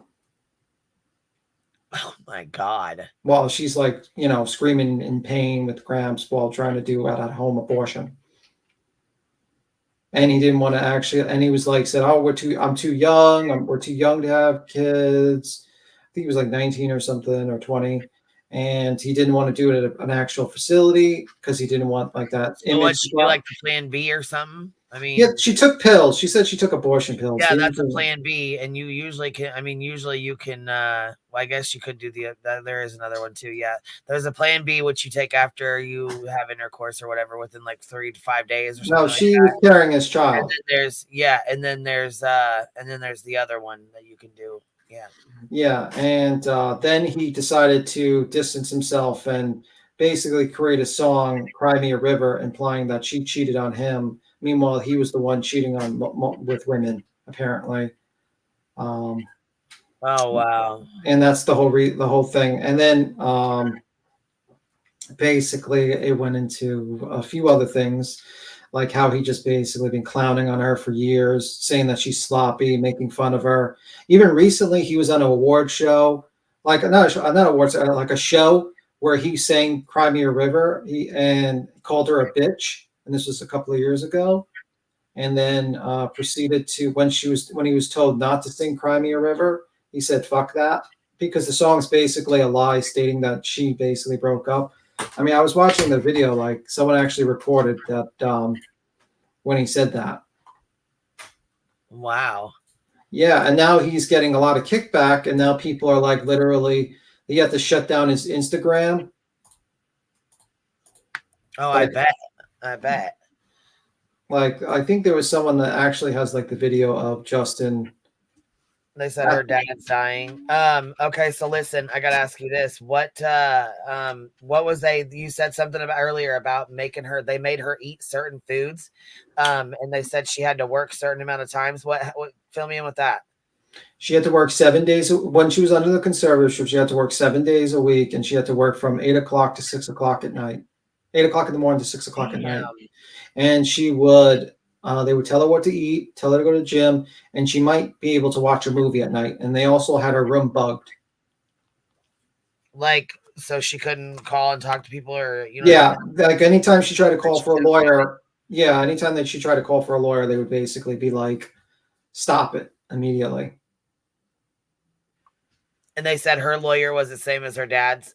No, her lawyer was her dad's lawyer. She didn't have a lawyer. And basically, him and the lawyer, over the course of 13 years, made about $36 million. Him personally, he's made about $6.3 million in the 13 years, the father. Damn. So the lawyer just got paid the rest of it? I would say, I believe, and Sleuth and Turnout says, how do you know it's true? Well, if it wasn't true, why would Justin just immediately shut down all his fucking shit and not say a word? Just saying. Usually people are like, you know what I mean? That's not the and also I can believe the whole situation with the abortion situation. I can believe that. You know? I really can. Yeah, I heard you and Cappy talking about it earlier, and I wasn't sure. Yeah. But yeah, that's pretty bad. Like here's the if you want, I can share the screen where he basically was at the concert and he basically said what he said. Yeah, go ahead. This is recently, I think. This person like it's like here. Here. It's from someone's YouTube channel. They're like a Britney supporter, but basically here, I'll play it when you're ready.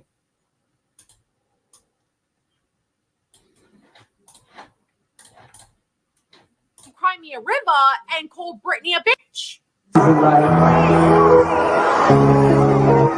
You're looking at the one. Then you find out.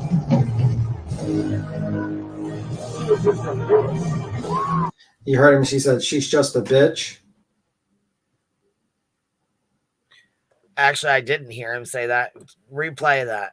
Replay that. Rewind and replay. Oh, it's okay. You got to look at the bottom too a little bit. You're looking at the one. Then you find out.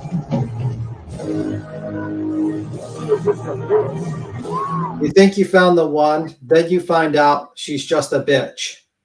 And this is him playing the NSYNC Cry Me a River thing, Cry Me a River song, which is supposed to imply that this was about Britney Spears. And basically, he even had like a duplicate of Britney Spears in the song. So it was basically about her. So he's calling her a bitch. And this is like years later. Like this is during his NSYNC comeback tour. Damn. I'm going to have to read this fucking book. And then like there's more, apparently. Here's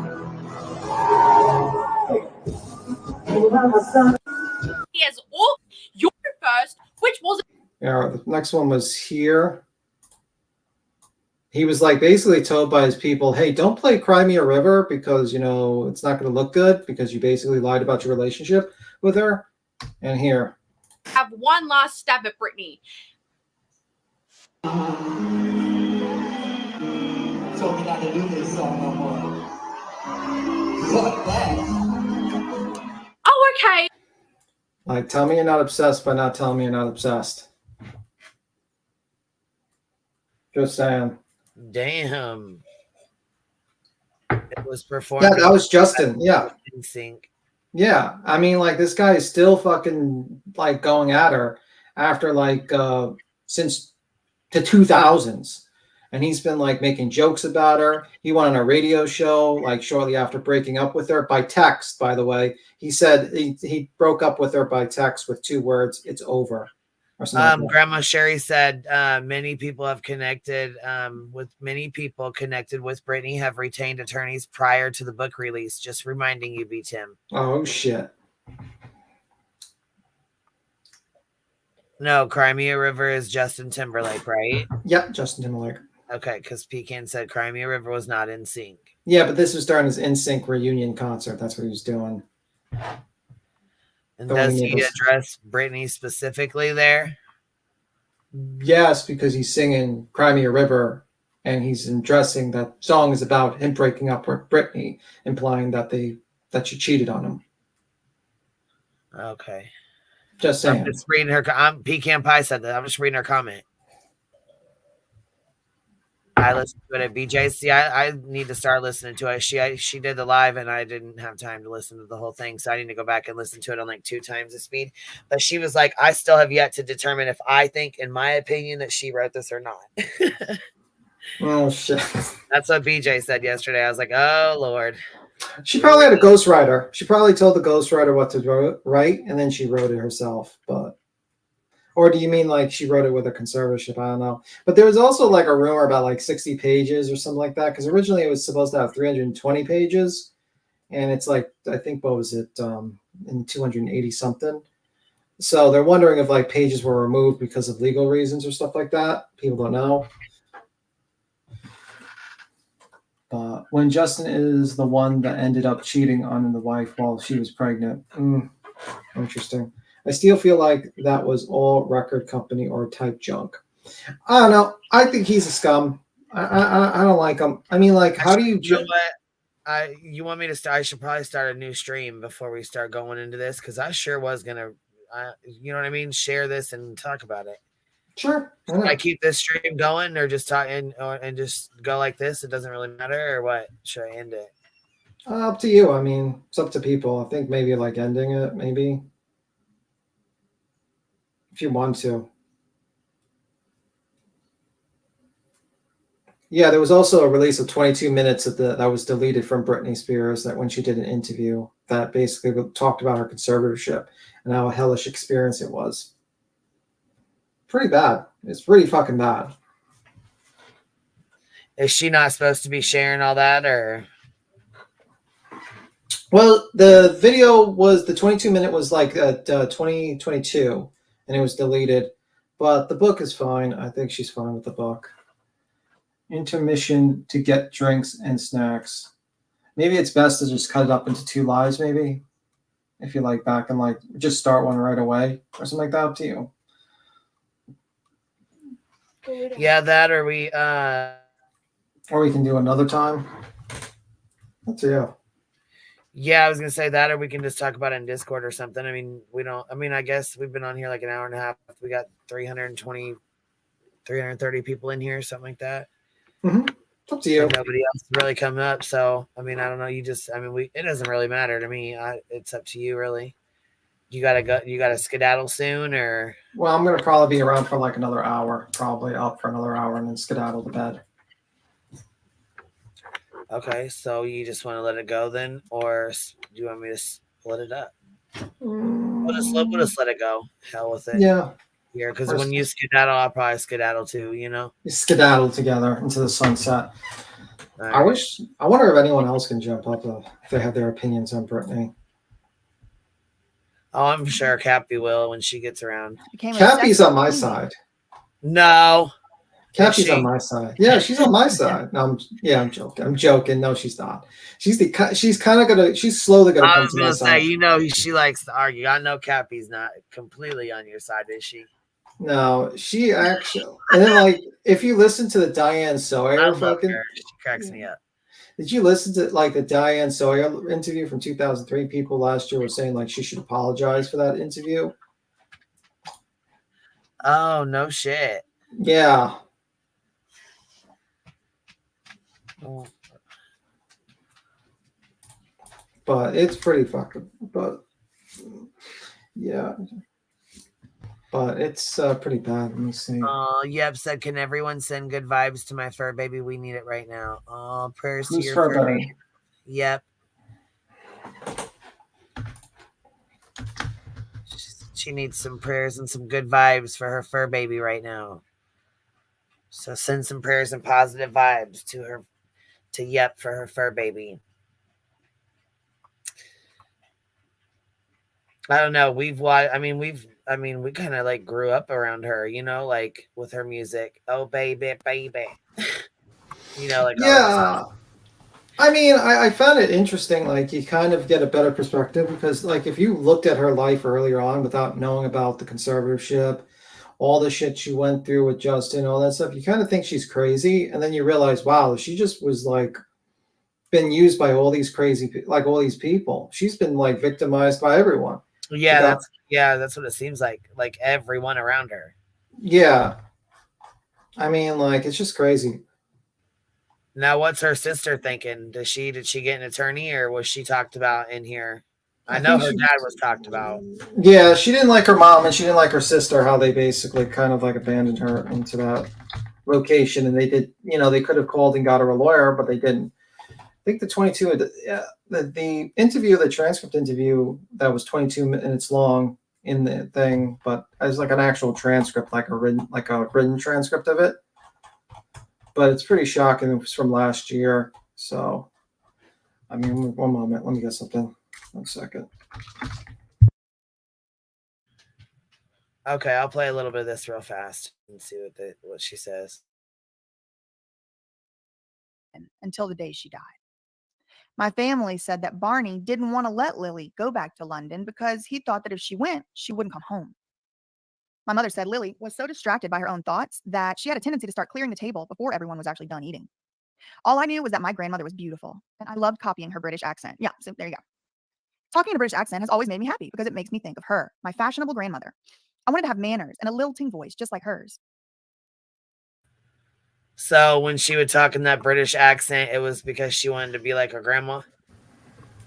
Let me see. Please tell me. Facebook said, I don't know that I believe everything being said about the whole situation. You think Brittany's lying? Do you think Brittany's fine? I shipped Queen and beats him. I have been thinking of no. Look, the book was boring. Womp womp. Goober's mom said the book was boring. Womp, I think people are wanting to have more information about the conservatorship, really, because that's like the real thing a lot of people are really interested in. That's what I think people were like kind of wondering if they can actually do. Wow. Heart-shaped bugs. Oh my God. You didn't go through a bad romance or someone who might have hurt you when you were young. We all had a Justin. Yeah, but I probably would not, like, if a person. You wouldn't sing "Cry Me a River." You wouldn't sing. Well, I wouldn't. Number one, I would not be like, if a person had to do, like, they actually cared about me, so they wouldn't fuck up my image by doing some sort of like something like she did for him, and then you break up. I wouldn't make a song to snake her so I can launch my career. I wouldn't go on a radio show and joke about how and say, yeah, I took her virginity, and just talk about personal, intimate details about a woman I slept with. I wouldn't be clowning a woman who's mentally, who looks like going through a mental illness situation on like multiple television shows. I wouldn't be continuously making money off the back of that woman for years on end. And, and I wouldn't be trying to snake her constantly and making jokes about it. Beats him just snapped. Yeah, I don't think that's appropriate. I personally don't think it's appropriate to ask anyone about what they do sexually in the bedroom in any interview, but I would not be the one to jump into a live, interview and just kind of shit on someone that I supposedly cared about and almost had a child with. Just saying. And you know what I mean? Just really fucked up shit. And then dumped her with a text message saying it's over. I'm just saying. Pretty fucked. It's a pretty fucked situation. And what's it? Did he ever tell his side of the story or no? Because there's always like a his, hers, and then the truth in between. I think he told his side of the story with Cry Me a River. Oh, okay.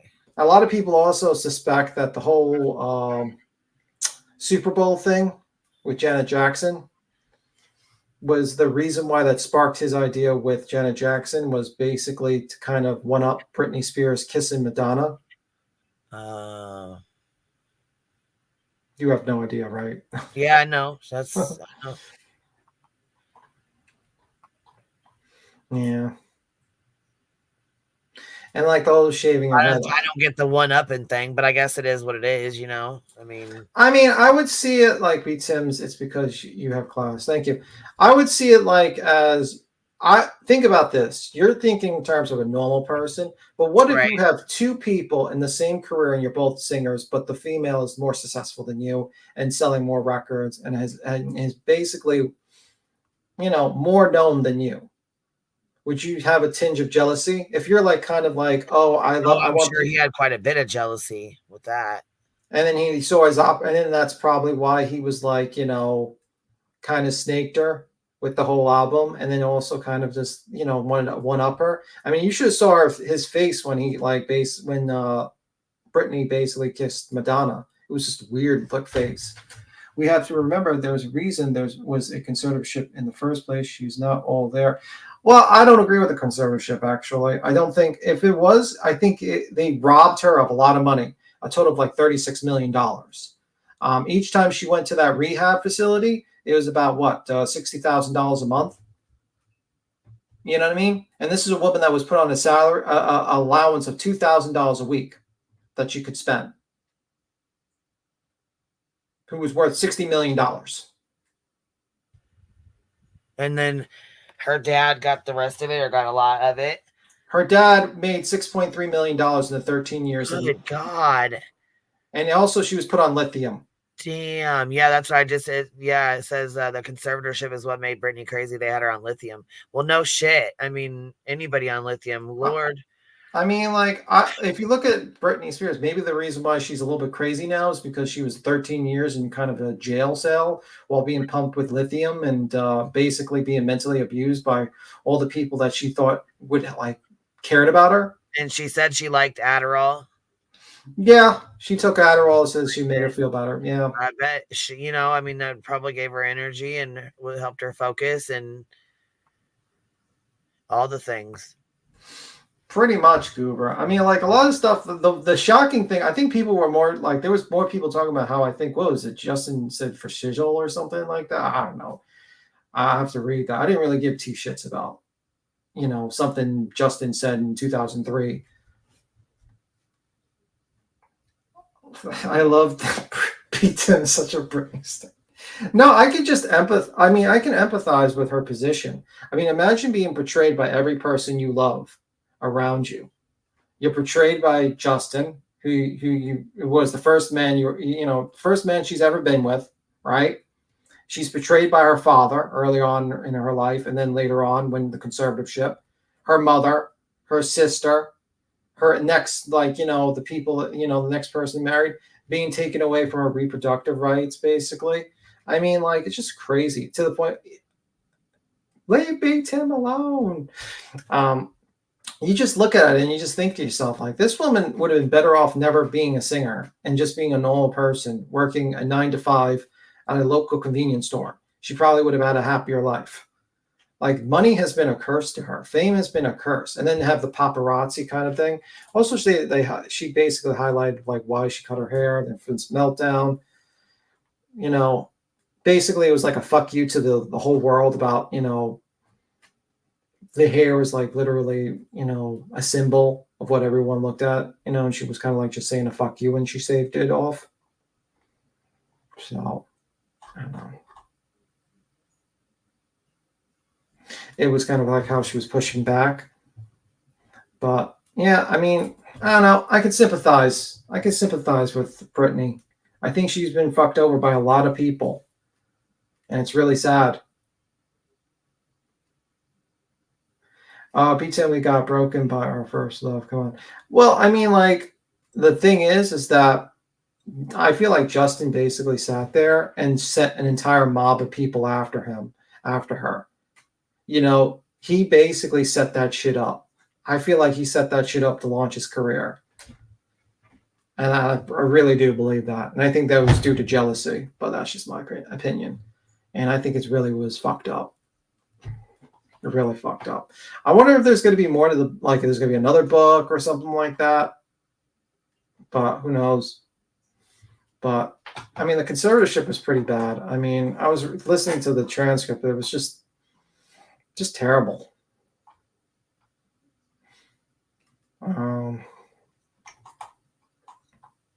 mean, I can read the transcript if you like. I mean, I don't mind, but the 2022 transcript with the conservatorship that was like deleted, you can actually find it on YouTube and listen to it as well.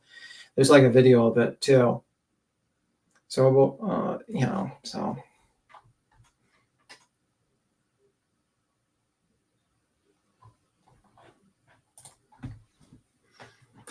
Miss Jackson, if you're one of the sons said they didn't even know her in real life like they know her online. Ouch. Yeah. Like, part of the interview that she did was, let me see.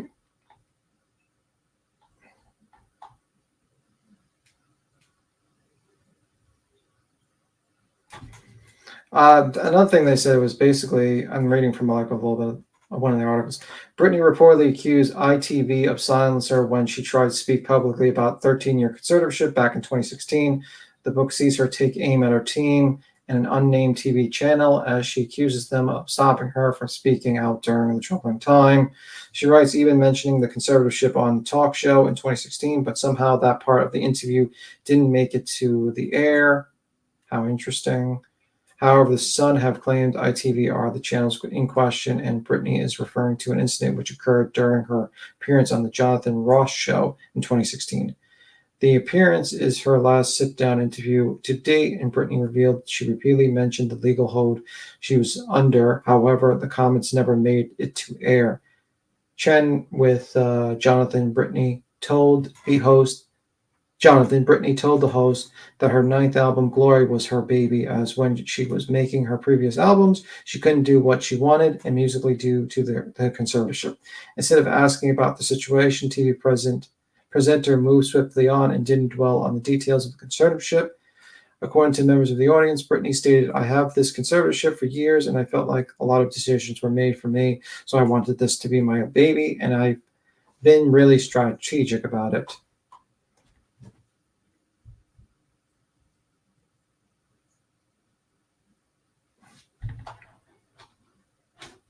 And then, like, another thing, this is about the sister Lynn. She was always be my sister, and let me see. There was a certain thing I remember I was reading.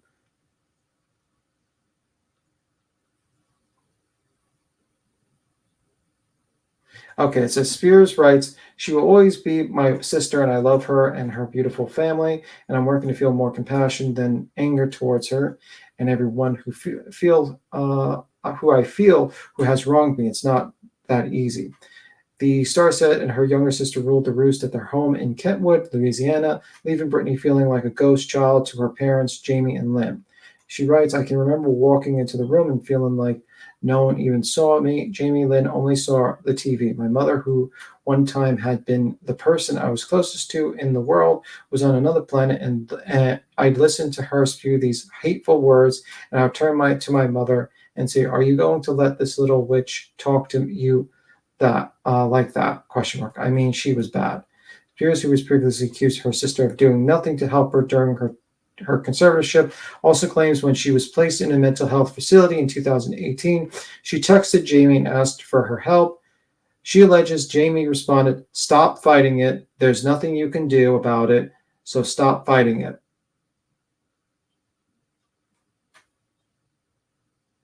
She also thought they were going to try to kill her in the book. So,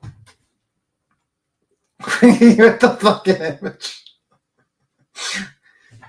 These videos, though. Yeah, I was gonna say it was the one where she was dancing with those knives and shit. I wasn't even looking at it. I was reading the article, and then you put that on while I was reading. Son of a bitch.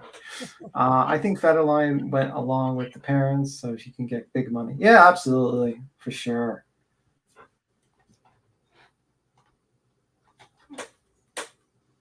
Let me see. She's never gonna let those low-rise pants go. Listen, I mean, she's worth $60 million. At least now she can enjoy her. Absolutely agree with you, B. Tim. Good night. All right, night, Ginger Locks. I don't know. At least she can enjoy her money now. What? At least she can enjoy her money in her retirement. At least now she can do silly things on TikTok. You know? I mean, she can at least take her IUD out if she wants. I mean, fuck. Yeah, she can go out drinking. Like, she talked about situations where she couldn't even go, like, to the bar and drink, and like all these other people were able to go to pedicures and everything like that, and she had to like literally be home and do nothing. They had to come to her house to give her petties and stuff. Yeah, but she wouldn't be able to go out to drink. She wouldn't be able to party. She wouldn't be able to do anything. And she was just like her like peak was basically watching a movie she can watch at night. Is that so she would like sing and be, you know, like top of the line for him or what? Well, they forced her to continuously work while she was in a conservatorship. Yeah, just said her real singing voice is great. Her kid like one, not so much. Yeah. Yeah, she is a good singer though. She does have a good voice. I mean, she's talented. It just sucks that she was put through this. It's really done. But yeah, it's alleged he took like $6 million, the father.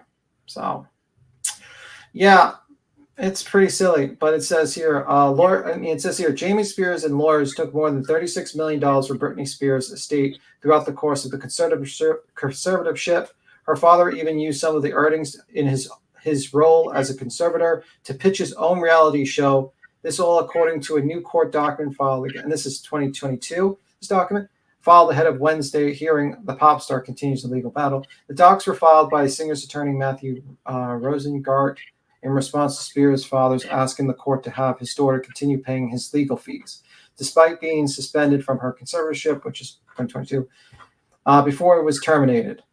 The star's legal team states that Spears' father paid himself $6 million, $300,000 from his daughter's estate in the role as a conservator, plus petitioned for fees to be paid dozens of different law firms for more than $30 million. All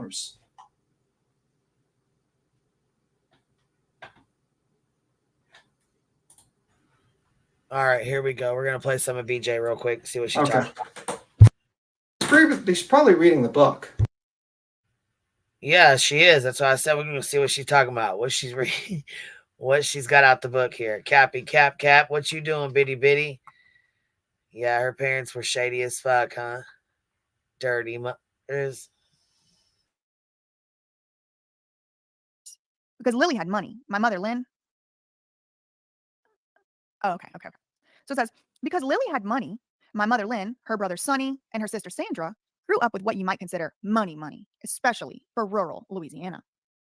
Even though they were Protestant, my mom did attend Catholic school. She was a gorgeous teenager with her black hair worn short. She would always go to school wearing the highest boots and the tiniest skirts. She hung out with the gay guys in town who gave her rides on their motorcycles. My father took an interest in her, as well he might. I don't know what that means, as well he might. And probably in part because June made him work so ridiculously hard, my father was unbelievably talented at sports. People would drive for miles just to see him play basketball. My mom saw him and said, "Oh, who's this?" By all accounts, their relationship was born of mutual attraction and a sense of adventure, but the honeymoon was over long before I came along. Okay, that was the end of chapter 1. So I guess chapter 1 was kind of just talking about the mom and the dad and kind of like what their background was about, the dad's parents were, his mom passed away. It was traumatic. Okay, so that's chapter 1 here. Some tall grass with their four-wheelers. Yeah, this is probably going to be long as hell, but we need to get this book and read it or go through it. We're gonna read like a 10-hour stream, just reading our book on a live stream. No, fuck no. I said one of us. One of us. You're gonna pick someone else. Get this book and read it, so we know. We need to do shifts for this book then. All right, shit. Just like chapter 1 will be Cappy, chapter 2 will be me, chapter 3 will be you. Each chapter will be pass out the chapter. Shit. Like each chapter will be read by us during a continuous stream. Good Lord.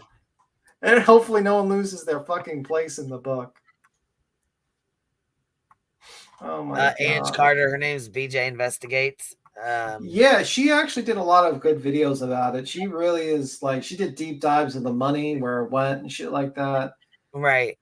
Yeah, she does a lot of conservatorships. I mean, yeah, she's being sued because of a certain conservatorship. Basically, that Lima person filed another document, 490 something pages complaint. Like I think a new complaint, and she's being sued for like a lot of money by Lima, who was basically did that conservatorship of that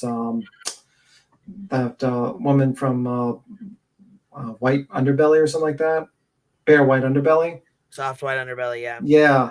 So she's still being sued for that one. She had to raise money for that, to her defense for that one. So it's pretty yeah, crazy. I knew she was raising money. She gets sued a lot. She got sued by Lima.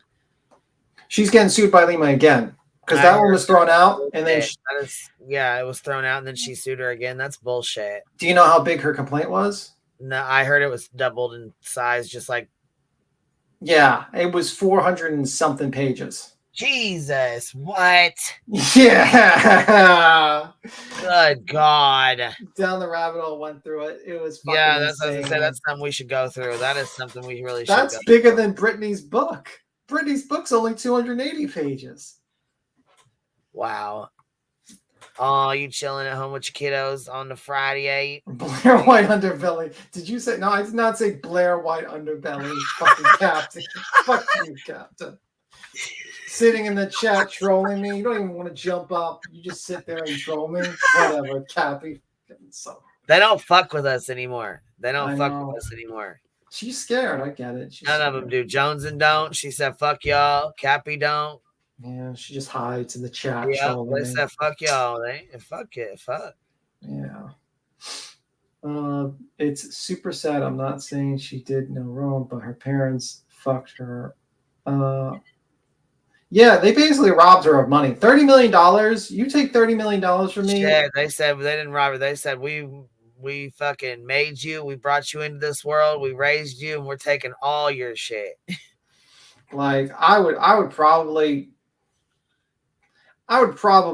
do something highly something I would not say on a live stream. If you took $30 million from me and put me into indentured servitude for 13 years and forced me to do fake medical facilities and forced me down with lithium, I'd probably do something that would probably not be something I would say on a fucking live stream. That's just saying. Just saying. You betray me like that, I might be a very unforgiving individual. Like you to recite the book in song and interpretive dance. I am not interpreting, dancing, or singing a song of the book. There's a lot of child stars whose parents took all their money. Yeah, that's really fucked up. Like you see a lot of children's stars that money just fucking disappear, and it's like terrible, actually. Fucking horrible. You see that on YouTube a lot too. A lot of those family vlogger shows. Basically, they make their money from their kids, and they never give. And they basically sell their children's privacy for fucking pennies on the dollar and pocket all the money. It's really fucked up. That's why I don't like family vlogging shows. I don't like them. It's really fucked up. That's something we should talk about one of these times. Yeah, it's just a fucking horrible situation. Like Daddy 05, when he was basically when he was on YouTube and he was like, the audience was encouraging him to abuse one of his kids for like more views, basically. Like they were like, yeah, go after that kid, punish him some more. And he would do it. Yeah, it was so fucked up. I mean, and the kid used to like cry. And like the audience was just like kind of like shit on this poor kid. And I think this kid was like 8 years old or something like that. Fucking horrible. Horrible. Oh, what are we watching now? Ohio man kidnapped woman. Did you see the one with the AK-47 one where the guy shot at the car? Did you ever see that one? That was crazy to me. Like basically, cop pulls over this guy and he has like an AK-47 and he starts shooting at them. No, I didn't. This one was sent to me. It says body cam, Ohio man kidnapped woman, held her prisoner in garage, police say. And it's like 12 or 15 minutes or something, but it's them. And she said, you should go over this. Hey, Katie K. How you doing, baby love? Hi, Katie. Yeah, so I was like, well, shit, I didn't even hear this happen. I didn't even hear nothing about it. There's a lot of things that happen. I'm like, holy shit. So anyhow, you want to go over it real quick before you skedaddle? Yeah, I'm here. Cool. Let's check it out. So this, I'm guessing this is body cam footage of when it happened or something. I don't. We'll have to check it out. How do we get in? Can we get in the door? You have to kick in the side door. We don't care. I don't care. My parents are here. I can't help. I just want to put this camera. He used to live here, so he can tap into anything. But we have cameras up for other reasons. No, I got you. You know he's in there for a fact? I know for a fact. You can kick your door. You can kick it in. I swear to God. Go ahead. Please. I don't know what's wrong with this girl. She's like, what? Oh, there's a girl in there with him? Yes, I told them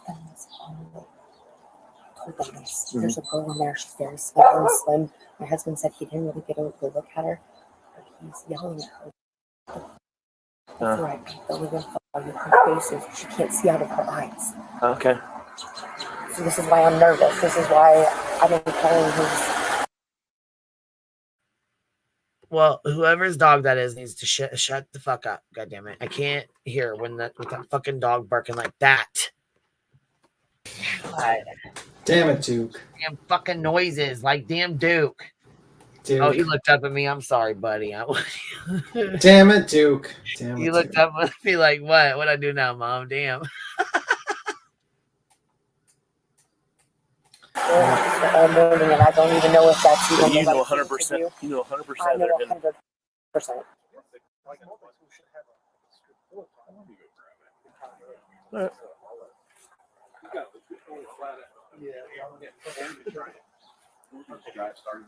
Joe said he might have something. He's got something with a flat head that he might be able to pound it up. I don't, but there's not. It's like flat on the bottom. Yeah, it's like a normal one. No, like they put something else in there. Yeah. Getting his permission to damage. Yeah. Yeah, shingles. In somewhere.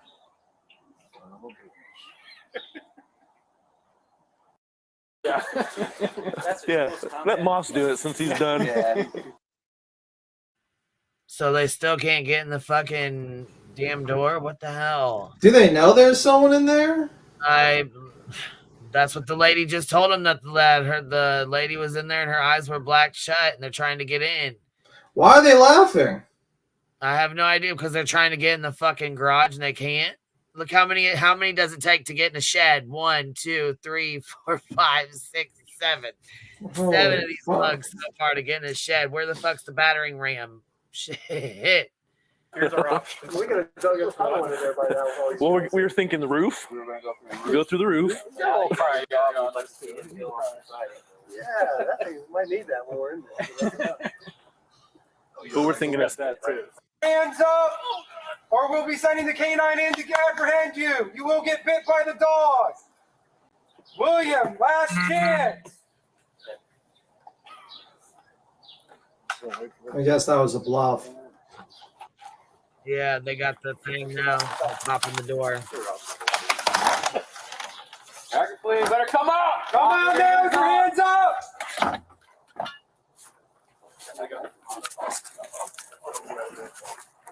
Coming? No. Hey, everybody. So palm pepper. Are they advertising pepper spray? You fucker. Yeah. Come on now, Akron Police. Well, I endorse that product. I think that's good to Come have. out. Come on. Come on now. Nothing in your hand. Nothing in your hand. Now. Look at that dog to the left. He wants a bite of somebody's ass. Yeah. You're good, buddy. Okay. Coming out or not? Can you see him? Get out here now. Come out now. Come out now. Bro, you're going to get fucked up in a second. You better come. Why is he holding his gun sideways? He said, bro, you better come out. You're going to get fucked up in a second. Like, why is... Shit, dog, get your ass out here, punk ass bitch. Shit. Look, no, they know he beat this girl up. I'm telling you, that's what it says. Woman held prisoner in a garage. I'm sure it's, you know what I'm saying? It's probably pretty bad. All right, hold on. Well, I thought the woman was in the garage. Yeah, I'm guessing she probably is. It says that he held her prisoner in the garage. You know what I mean? So she's probably still in there with him. Oh, okay. Fuck out now. Oh, she is in there. Come out. Keep going. No, I don't. Keep everything out of your hands. He's in the attic. Keep everything out of your hands. Keep your hands up. Keep your hands up. We'll go hands down. Put it down. Drop it.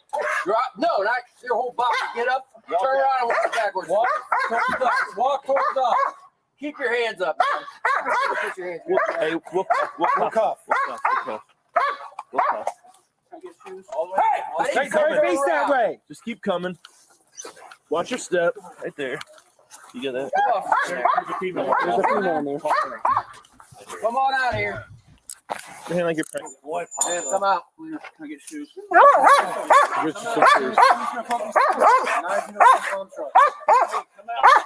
Everybody else in here, come out now. We're selling this dog again after you two. Come out. You're not going to get your black socks in the counter anyways. Good God. Okay, what the hell? There's an addict in the garage? I don't know about an addict in the garage. I don't know about that, but here, I see trigger warnings. We'll put one out real quick. Here we go. Lord.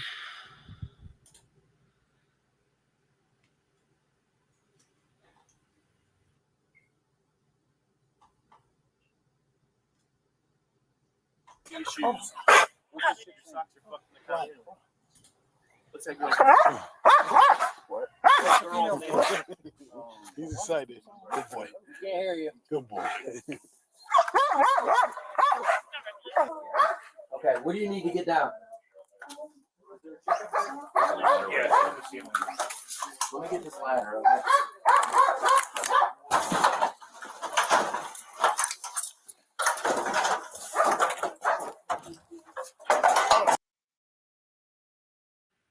He's got her stuck up in the fucking rafters of the garage.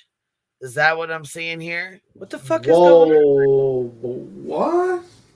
Yeah, she's either in the rafters or like a loft. I don't know. Here, we'll keep playing it, but he's got her stuck up there. There's a lady up there. They're trying to get her down.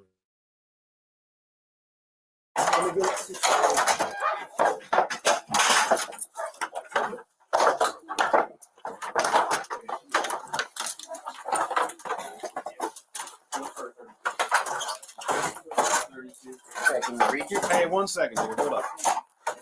Let me move these frames. God damn. Gotta get a little closer. No? All right, can you reach that? Reach that. Do you see where this is?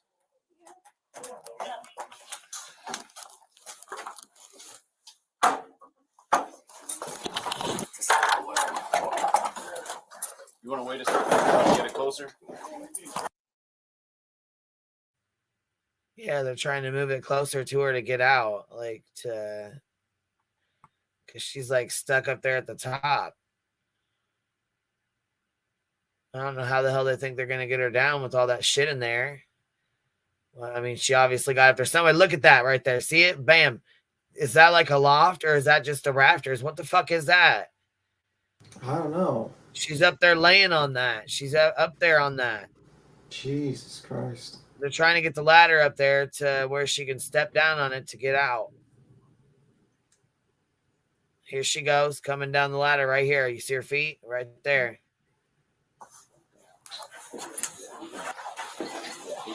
No one else up there? Where do you live at, dear? Thompson? How far away is that? Holy shit.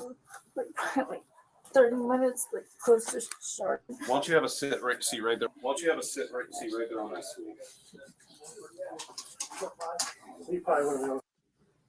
Shit. Oh my fucking God. That poor baby. Look at her face. Oh my God. Both of her eyes are completely blacked shut. That's what she said when she said her husband, the lady at the front door when they first got there was whispering. And she said that, oh my God, trigger warning. God, this is terrible. Well, they should have let the dog out on him then. Yeah, no shit. Good Lord. Look at that baby's face. God damn. Yeah, probably. Where's she at? Yeah. Why don't you just sit down there? There's a water. Cool. We'll get you some stuff here. Car number 12. I'll go grab you around the water. Yes, hold on. Is there any weapons up there here? Is there any weapons or anything up there? No. There's no apartment number, just says on the 3rd floor, male and female throwing things out of the apartment. Are you, what's that? Oh, you want? Yeah, that's what probably want to take. Can I get, what is your name, man?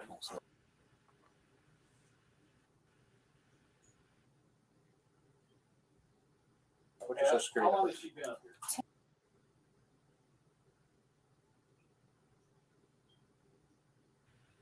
Yeah, both her eyes. And she looks like a baby. She looks like she's probably 16, 15, something like that, 17 at the most. Yeah, man.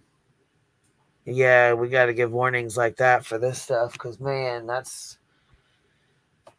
Well, we did see a press conference about a mass shooter, so, I mean, it's not going to be... It's going to be bad stuff today. God, that's bad. Yeah. It's a pity that there's actual cameras. Can't really take this guy out and give him a little 1-2. Royal Inn and Suites, 2677 Gilchrist. You would be ticking through all this. But we found the top one. Listen to them cops. He's like, why'd you have to put her through all this? What are you doing? Yeah, thank God that lady called the police, because who the fuck knows how much longer she'd have been up there. And good God, look at her face. Fuck.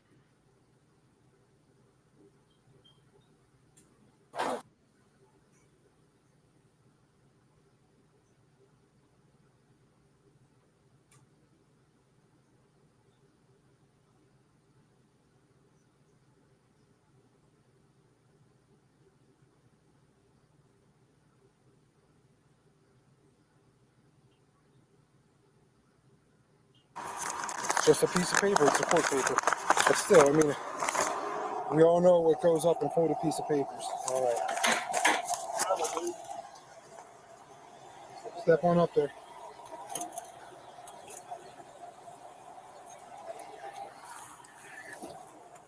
Yes, sir. Hold on. I want to give one for a minute. Chloe! Chloe!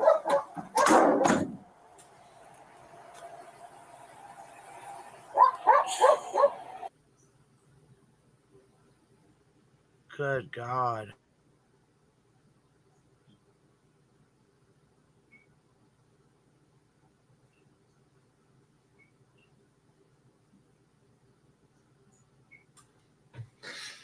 Yeah, that's pretty terrible. I wonder why she was up there. If she was like trying to run away from him, or did he put her up there? I don't know. Yeah, I agree with you, Emily.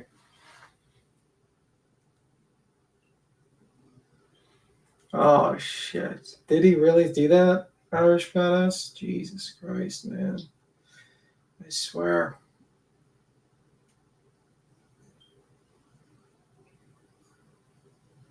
He put her up there. Thank you, sir. Thank you. And they should have had them that close to one another. Yeah.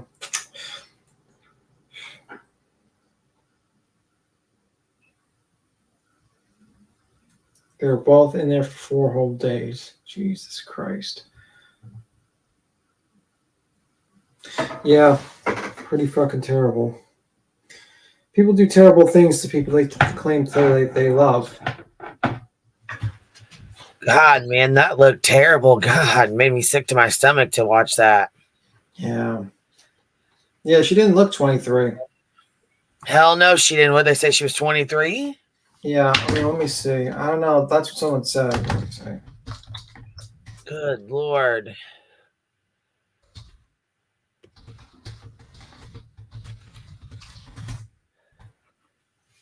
Let me see.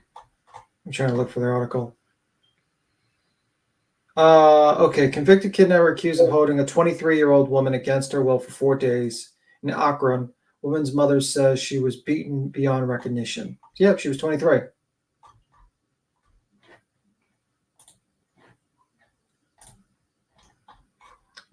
It's 23-year-old woman from Chardon, wearing torn, dirty clothes, carefully stepped down the ladder and from a cold overhead space in an unattached garage in Kenmore. An Akron police officer led her to a stool and briefly shined a flashlight in her face, illuminating the swollen blackened eyes. We know that. Do you guys have water or anything? Officers, I'm trying to more information on that. She was taken by a nearby. Okay, she was taken by a nearby hospital. The morning, the police arrested 33-year-old William Menzingo, who has 2 previous Stark County convictions for kidnapping in connection with this case. What? That morning, a police officer arrested 33-year-old William Menzingo, who has 2 previous Stark County convictions for kidnapping in connection with the case. God damn. Menzingo is charged with a felony assault, unlawful string kidnapping, abduction, parole violation, and escape, according to Akron Municipal Court. He remained in Summit County Jail on a $100,000 bond Friday. The case remains under investigation, police said. Why would you ever give him bond? Fuck that. Give him no bond. Fuck that guy. That's crazy. I can't believe people actually gave that piece of shit bond. I would just throw that man to the dogs. That's what I'd probably fucking do. What a piece of shit. But anyway, Queen, I'm going to skedaddle. It's good talking to you as always.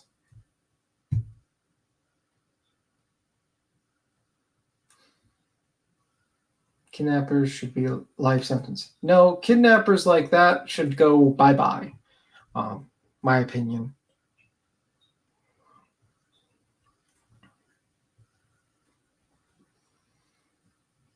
Bye-bye to the next realm, if you catch my drift.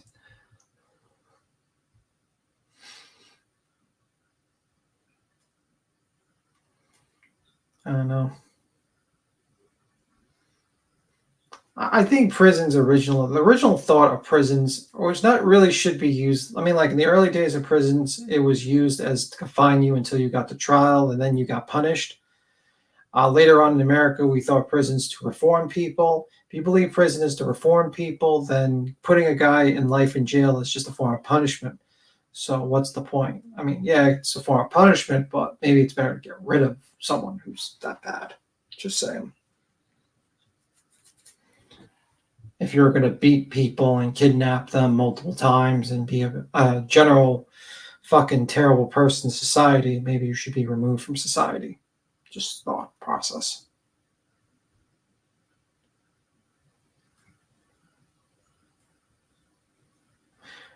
Teacher who Snapchatted nude photos, videos of high schooler now charged.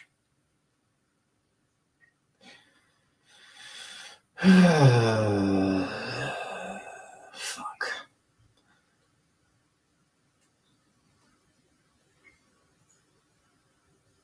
I'm assuming the person who's lifting them up is the student.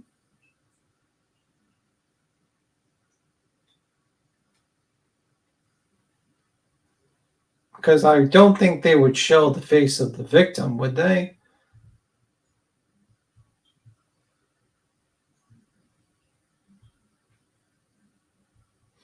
Queen is gone.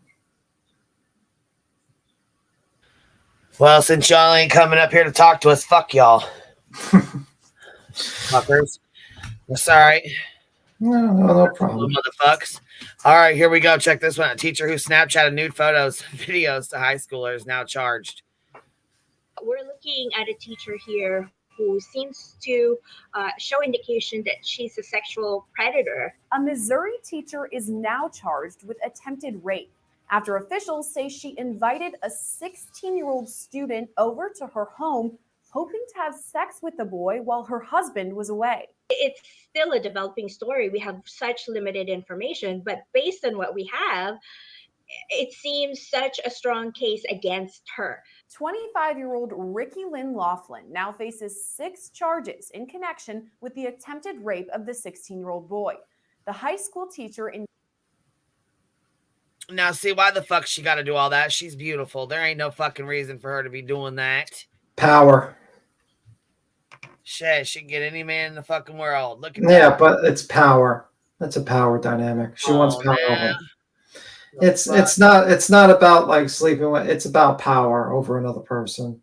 She's just a typical fucking piece of shit rapist or whatever, molester or whatnot.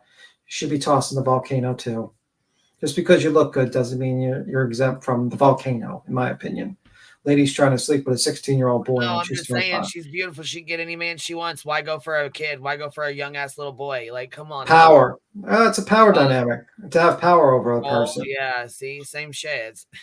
Yeah, it's the same thing. Shit for a man is fucked up shit. She should go into the volcano with them, trying to molest a 16-year-old. Fuck that shit.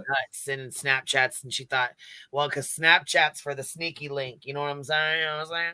Snapchat disappears, the pictures disappear.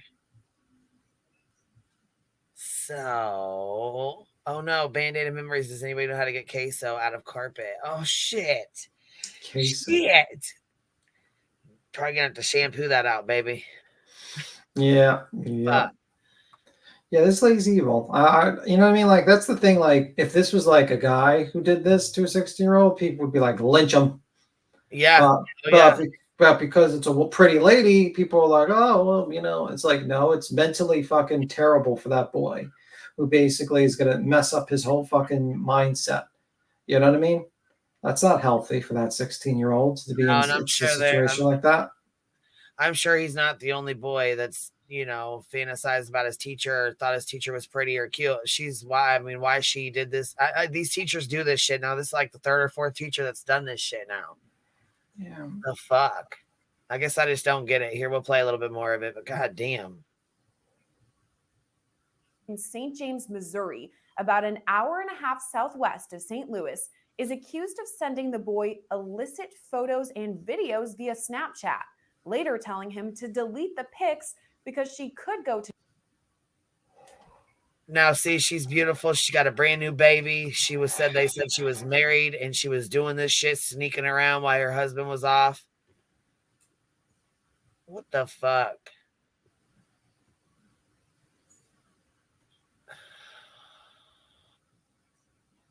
It's crazy. Jail if they were found. For that, she's charged with tampering with a witness and tampering with physical evidence.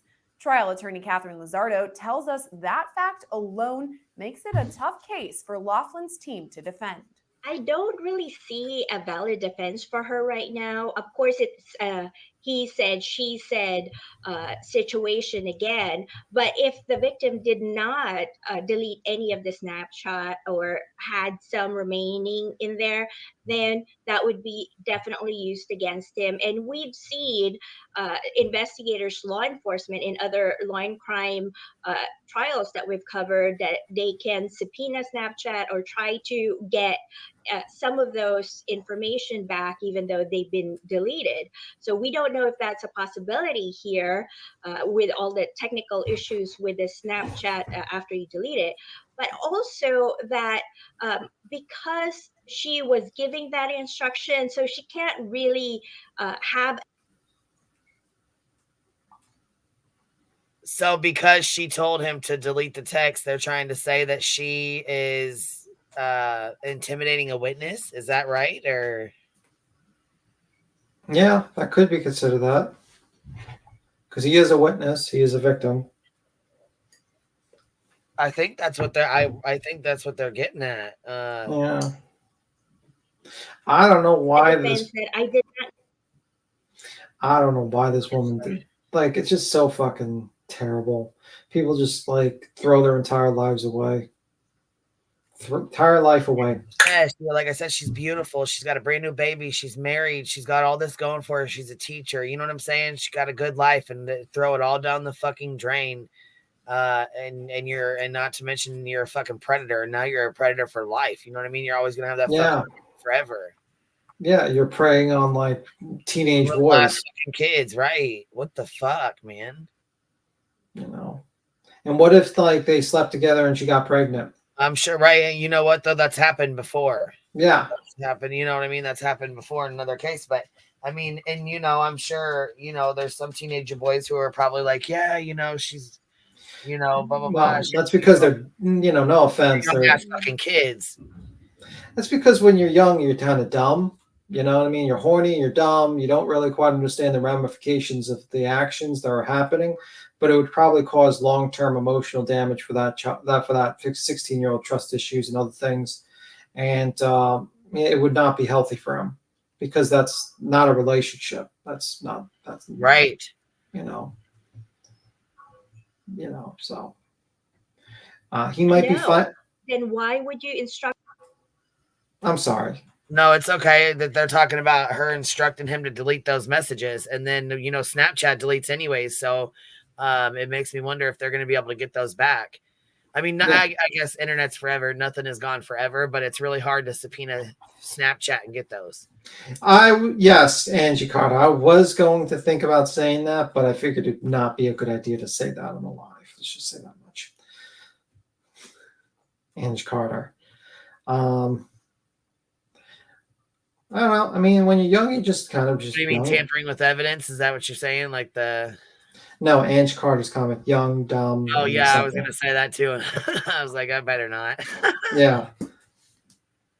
But yeah, I mean, And Sorry, go ahead. you play it, and I'll talk about it more. say specifically that I might go to jail. That is, for me, a clear indication of intent.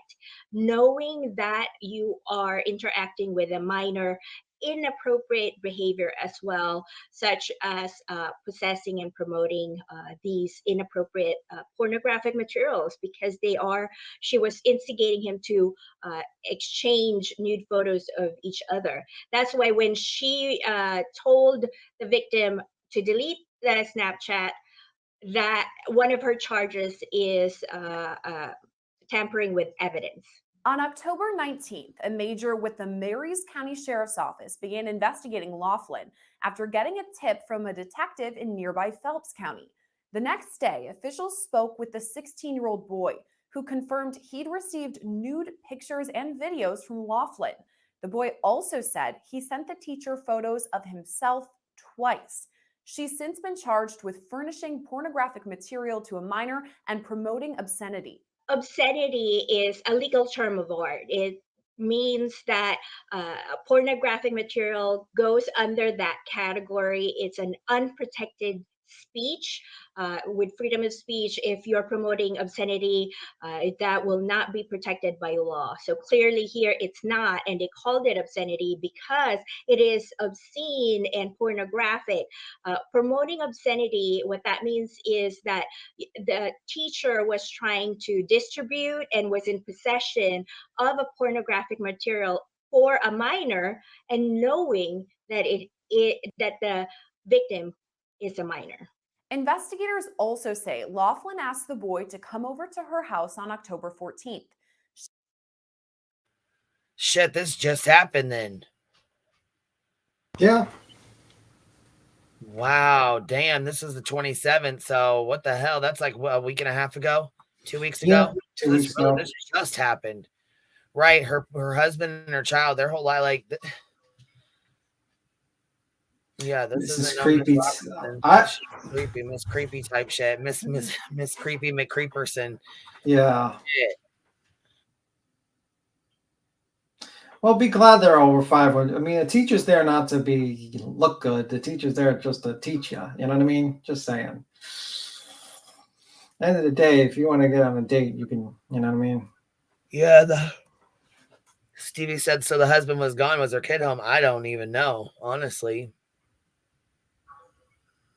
She destroyed her family, and you know her husband's probably thinking he's not good enough because why the fuck would she be going to sleep with a child? I mean, I'm sure that's probably going to cause all kinds of issues. That's goddamn. Yeah, well, imagine if they find images of that child on her phone, then she's going to be charged with CP.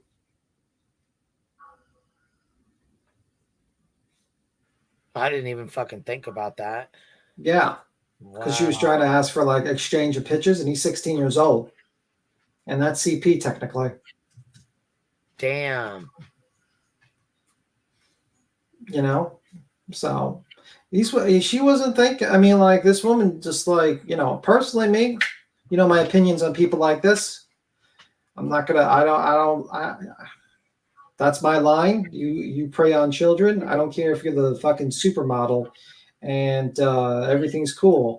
No, you're preying on children. You can go. Bye-bye. I don't have any sympathy for you.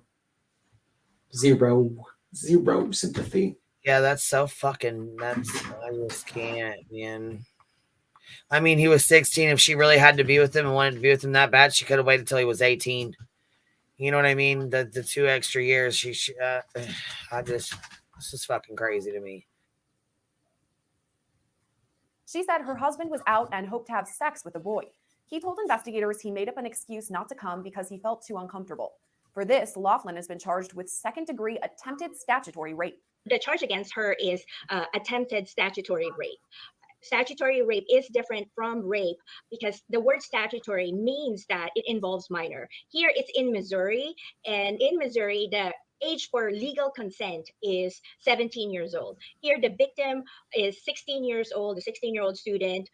So he cannot legally consent to any sexual activity. That's why it's called statutory rape, because if there is sexual intercourse with a minor that's 16 and under, that's considered statutory rape.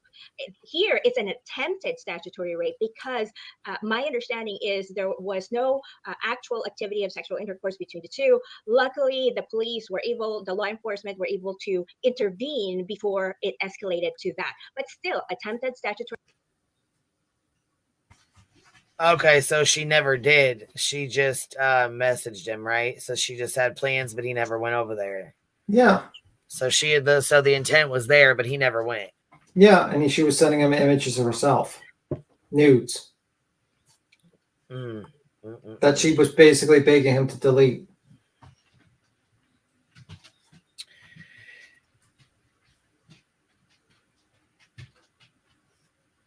I hear Duke's in the background. Well, he is. He's back here shaking his little bear and fucking being Duke. Duke's being Duke. The judge literally said she was too pretty. Whoa. Bro, I mean, like, that judge needs to be questioned. Like, that judge needs to be fucking questioned. Someone needs to take that judge and question his fucking thought process. Why the fuck would you say that? I mean, like, would you say that if this was like a 16-year-old girl and it was a 25-year-old man? And I don't know how to say this name, but she said had another daughter over a year ago and also just became a grandpa. His and Mary's daughter, Georgia, had a baby. Okay. But I'm just saying, like, if this was like a reverse and this was a 16-year-old girl and this was like a 25-year-old man and he looked like fucking the guy from Thor, you know, like fucking Thor from fucking Marvel, you think the judge would be like, man, you're really pretty. You're really handsome. Why are you doing this? No, the judge would not do that. The judge would not do that. The judge would throw the fucking book at him and say, you can go to jail now. Goodbye. You can go fuck yourself. And people would all want to beat the shit out of that guy. I'm just saying, it's ridiculous. It's just, don't get it. Don't get the double standards. Don't get the double standards. The judge needs to be questioned.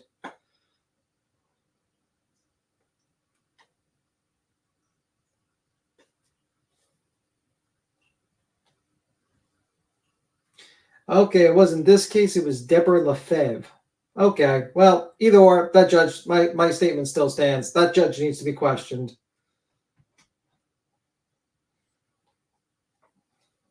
That should not be a response. That's a crazy-ass response.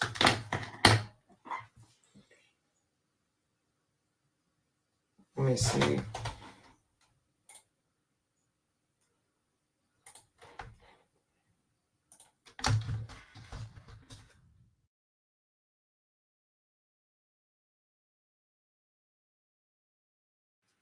This is who they're talking about. They told her she was too pretty. This one right here, is that who you're talking about?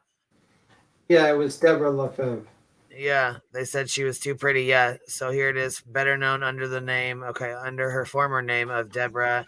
She's a convicted sex offender who formerly taught Angelo Greco Middle School in Temple Terrace, Florida. In 2005, she pled guilty to lewd or I don't even know now because it just flipped over to another one. Oh, this is a long ass fucking thing.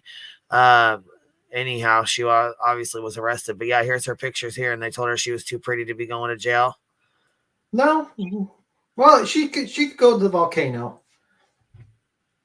I'm guessing this is probably why.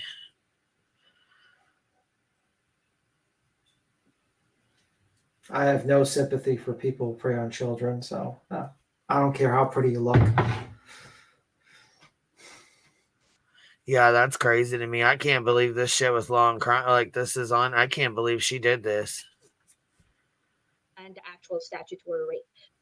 So the penalty is much more severe because of the actual act that is trying to be prevented. Again, here I am just very grateful for the law enforcement that they acted very quickly, because my understanding is they received a tip that there might be inappropriate behavior between a student and a teacher. Immediately they interviewed the student, and then the teacher, who is here the defendant, Ricky Laughlin. Hey, everybody. So palm pepper spray is Fucking the pepper spray. How much are they getting paid for the fucking pepper spray? The palm pepper spray. That's probably his thing, you know, where he's got to advertise. We need to test this pepper spray out. Has anyone, any volunteers from? So basically here she just Snapchatted nude photos. She did not sleep with them. I wanted to make sure that was corrected here because we said that at first. So they did not sleep together that we're aware of. It was just a teacher who Snapchatted nude photos. Okay. I have that same belief of attempted people too. Yeah. So that doesn't change the volcano analogy at all. So right. I just, I want to clarify on here. Just because you failed at committing a crime doesn't mean you weren't intentionally trying to commit the crime. Oh man.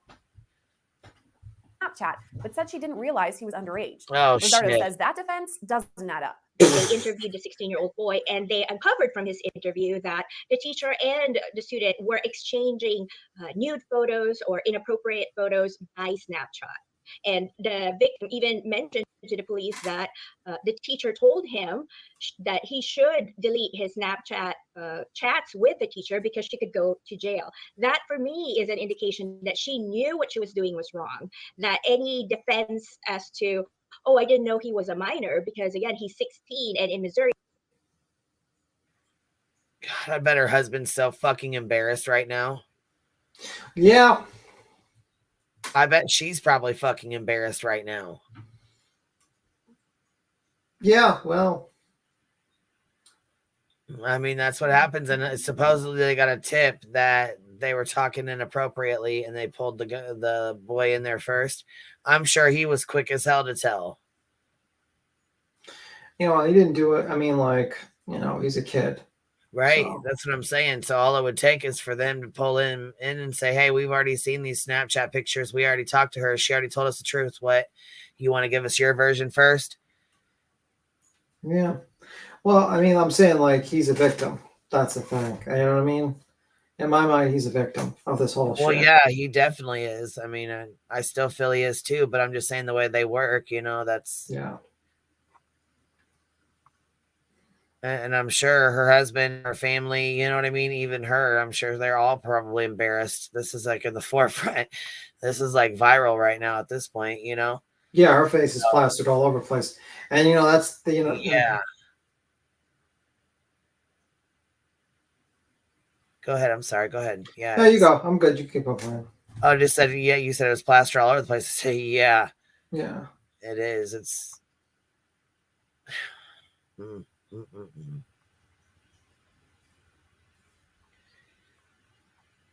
legal age of consent is 17. So there might be a possibility of misconstruing a 17-year-old and a 16-year-old. But here, I think based on what the witness is saying, that he was instructed to do by the teacher, which is to delete these inappropriate nude photos, that she knew what she was doing. And also, if you're a teacher, even if you cannot figure out if the student is 17 or 16, that is still inappropriate to do. Because Laughlin is up against a boatload of evidence, Lizardo suspects she'll take a plea deal. Most likely she will, with what we've heard so far. And it's still a developing story. We have such limited information, but based on what we have, it seems such a strong case against her. So a plea deal would definitely be in her favor. Again, we don't know what else she would claim as to how she could not have known, because this is all about intent. The charges against her are intent, knowing that the victim is a minor and knowing that she is trying to distribute pornographic, obscene materials. Thank you so much for gifting those memberships. Patty, I appreciate that. She gifted 5 memberships. Please be sure and tell her thank you if you guys got one. Hold on. I've got no idea where these hot teachers were when I was in school. One juror matters. I know. You know what? I'm telling you, that's what I'm saying. There's and these teachers were nothing like that when we were back in school. But I mean, I'm kind of glad, because this teacher's a scumbag. A real scumbag. Yeah, man. I mean, I went to school.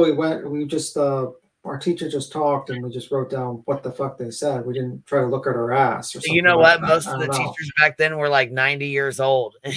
Yeah. And had like, you know what I'm saying? Like their hair in a bun, and they were, you know.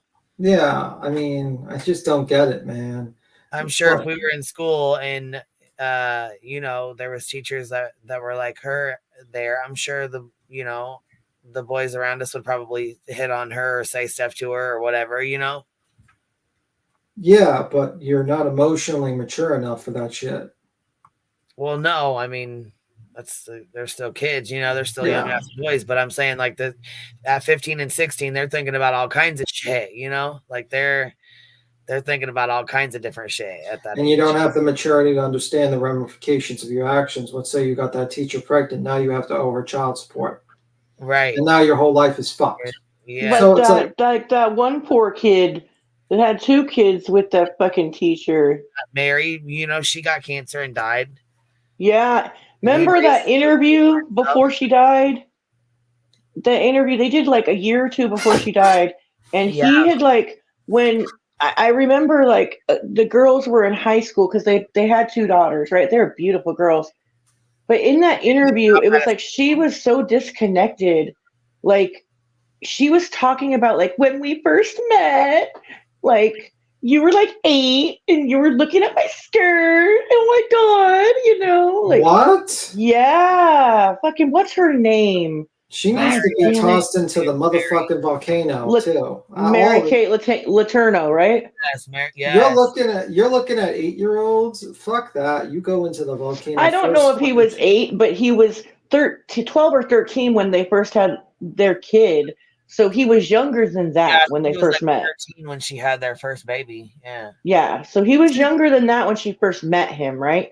And she told this little story about him and a classmate under the table looking up her skirt and like basically like saying like you guys started it, like kind of thing. And the interviewer, like you could tell he was so embarrassed, and because he's a grown man now and the father of 2 teenage girls, right?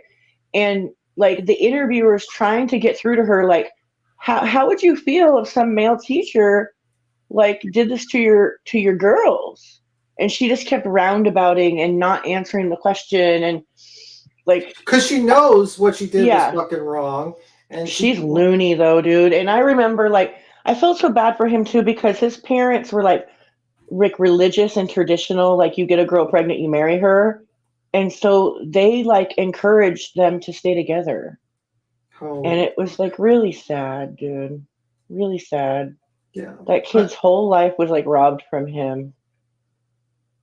Yeah, I mean that's what I'm saying. Like when you're a young man, you do not understand the ramifications of your decisions.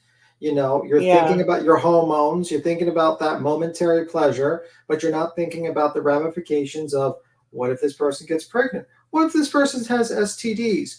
What if like the husband finds me sleeping with his wife and then decides to beat me to death? You know, she was really bold too. Like she had 4 kids. She had a marriage like picture perfect cookie cutter kind of shit, right? And during her court case, I think she got pregnant.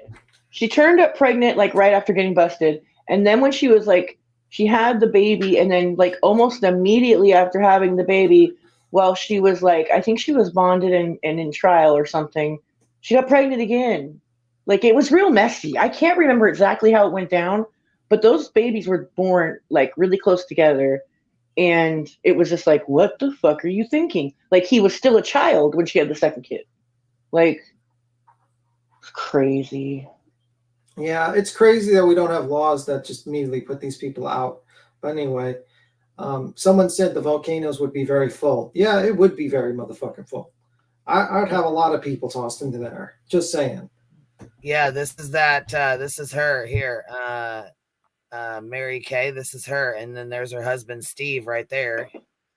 Pretty sure that's her husband, isn't it? Isn't it? Yeah. Then here's the boy, the one she was with. Now, see, I thought these were her boys prior to, you know. Yeah, there she is at the wedding. Yeah. And then their daughters are in here too. I'm pretty sure these are their daughters, aren't they? Aren't these the girls? Yeah, very pretty. Yeah. That's the interview I'm talking about, yeah, where they showed the girls and stuff. Yeah. Yeah, it was pretty bad. And then she just kept on and kept on and kept on with him. Yeah, They would if we had call to each other, sit- write each other. They were bound to see, look at all these love notes from the jail and shit. She would write his ass and she would send it to, who did she say, Yeah. or somebody, and they would send it to him for her.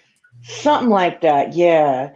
I will say this, she was more cuckoo than any of the other teachers. Like she Right? was like at least the other ones were like, yeah, I fucked up. She never even like remotely was like like she even when they were older and like he was older and they were married, like like I said, she was just super disconnected and delusional and fucking just sick. Yeah, it is sick. And, you know, and it's just, yeah. Yeah. Just a fucked up society. Such a fucking weirdo, dude. Yeah. Yeah, but that you seen that Deborah LaFave, and she was drop dead gorgeous, and then Brittany Zamora, she was the one married to the cop. She was beautiful. And it's so weird, you know. You'd think that they could get anybody they want, but that's the thing, is that they're not normal. Predators don't work like that. Yeah, predators You know? work in like a power dynamics that dominate someone else, basically. Yeah. So, I mean, who else? You know, you're a teacher, you already have a position of power over someone. You're older, you know, they are less experienced, and you have power over this person. That's the whole dynamic, and that's the thought process. It's not about sex, it's about power, and that's how Yeah. predators work. And if you don't think this woman that's her main focus, is having power over someone else, then you don't quite understand the predator's mindset. You know, it's Right. not about look, you know, finding, because I guarantee you she could probably find a good-looking guy around her age if she wanted to, but she doesn't, because that would be an equal relationship where two parties equally engage in a relationship. But now she has a power dynamic over this one. Now it might not be a physical power dynamic, but it's an emotional, intellectual power dynamic that she has over him. There was a teacher at my school that like she got pregnant by a student. She never got in any trouble, and they had their kid, and like he went off and graduated, and like they broke up for a while, and she ended up fucking one of my friend's younger brothers, who was like a sophomore, Oh, fuck. and like totally fucked with his heart. Like he was so heartbroken over her, and then she dumped him and got back with the student that she had a kid with, and she was pregnant when I entered into high school by him. And it was just so weird. Like, yeah, like it was pretty well known. You know what I mean? Like, I feel like faculty had to know. Everybody knew. Yeah. You know? Shit's weird. Another teacher from where I'm from too, like, and like had affairs with students, ended up marrying one when they turned 18. And then, like, you know, they broke up and he was messing with more students. It's not like a one-off. They just continue to do it to other students when they're not caught. Yeah. And that's the thing, like, you know, people don't realize that. I think, like, you know, people are given passes because a lot of people, like, you know, it's like, oh, a guy wants to sleep with a bunch of women. And it's like, men don't, they're not emotionally mature as fast as women a lot of times. And, you know, you're dealing with a woman that's 25 years old or older, dealing with a 16-year-old or younger or 12-year-old. Yeah, they're not emotionally equipped to deal with that shit. They're not. I don't even like the fact that when we were listening to that clip, that the woman, I don't think she meant to say it this way, but she said the student was sending pictures too.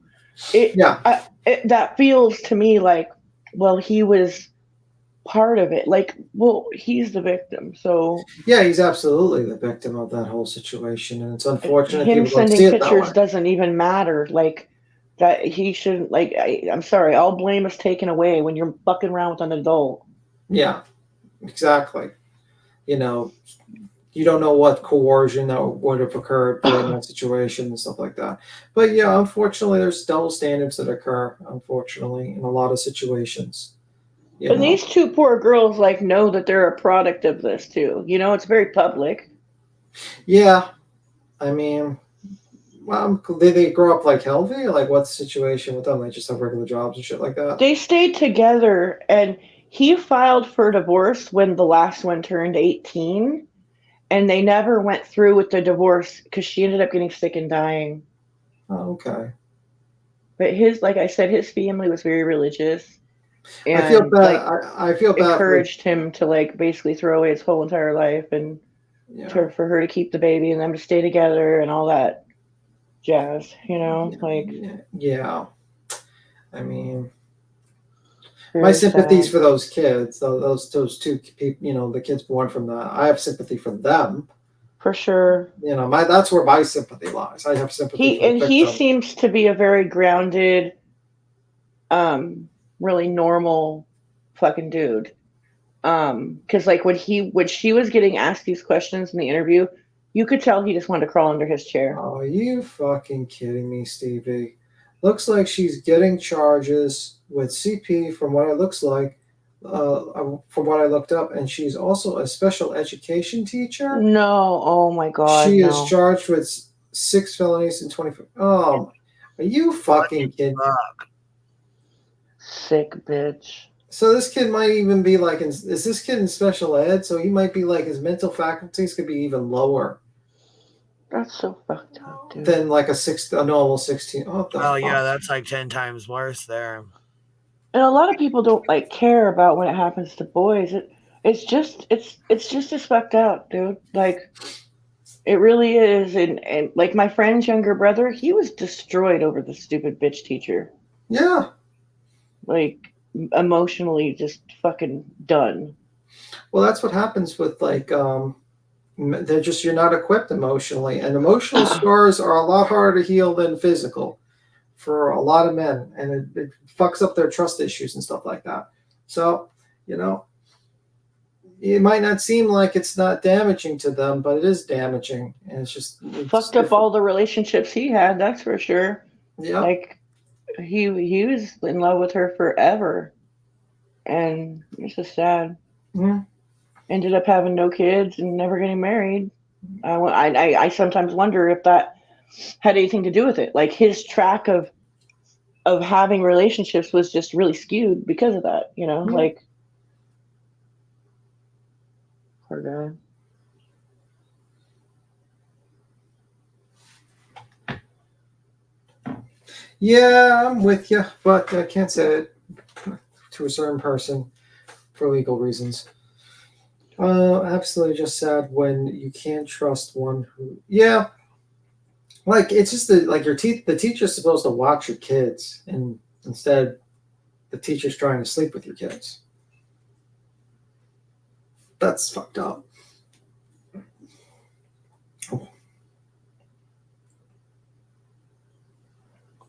What do you want? Let's see if a boy particularly recorded him and playing it at a school board meeting. He was fired, of course. Left his wife and kids.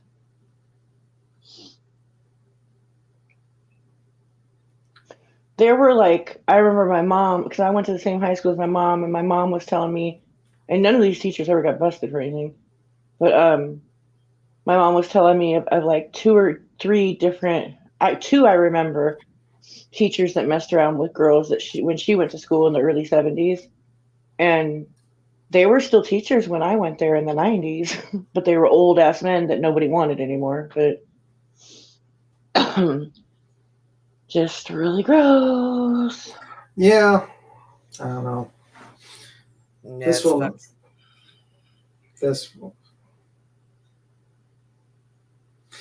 takes way too much pictures. That's another thing. Like, why do people take so many damn pictures themselves these days? I don't know. I don't take like any pictures of myself. Yeah, like that's another thing. Like people are just, maybe that's the problem. Like, look at her. She's all over the place with these damn I'm pictures. gonna lasso my husband. I'm so funny. Idiot. That poor man. And he looks like he's in shape too. He doesn't look like he's some sort of like, you know what I mean? So she's cheating, you know what I mean? Like the husband looks like he's in shape. He looks like he's like fit. I can't see his face, but just like looking at him, he doesn't look like he's out of weight, like overweight or something. That Brittany Zamora girl, like I can't remember how old her victim was, but she was caught in the car with him, and her husband was a cop, and her husband I think got in trouble too because there was something I can't remember if it was after law enforcement got involved or before, right before. He tried to get on the bandwagon of like, hey, erase this out of your phone, kind of shit. And he tried to talk to the parents. Am I a bad person when I saw the lasso trying to go around her? I was thinking the song "Hang Her Ha." Oh my god! Just like just thinking that song when just "Hang 'em Ha." Oh my god, that's funny. Fucking bitch, fucking trying to sleep with a 16-year-old. Like, damn, be done. Be Tim be throwing people in volcanoes, bitch. Right, B Thug said, "Fuck y'all, jumping that motherfucker." B Thug, B Thug ain't playing. Look, it says possession of child being first offense. Here's the charges she's got. We're gonna read these off. Tampering or attempted to tamper with a victim is a felony prosecution. Let's see here. Statutory rape, second degree. Sexual exploitation of a minor. Tampering with physical evidence in a felony prosecution. Let's see. Furnish pornographic material or attempt to furnish to a minor. So I'm guessing those are the pictures of herself. SA, trafficking of a child, second degree, under age of 18 years of age. And those are her charges. I think those were pictures of a couple different teachers. They all kind of look alike. Yeah, it's kind of a running theme. Like blonde hair, blue eyes. Like that's a must, obviously. Shit, maybe you're onto something. I think I am. Fuck. Jesus Christ. Yeah. Well, at least these motherfuckers are getting busted for something, you know? Like, so many get away with this shit. Also, I think they need to stop taking damn photos. That's another thing. I swear, this age of people with the damn photos.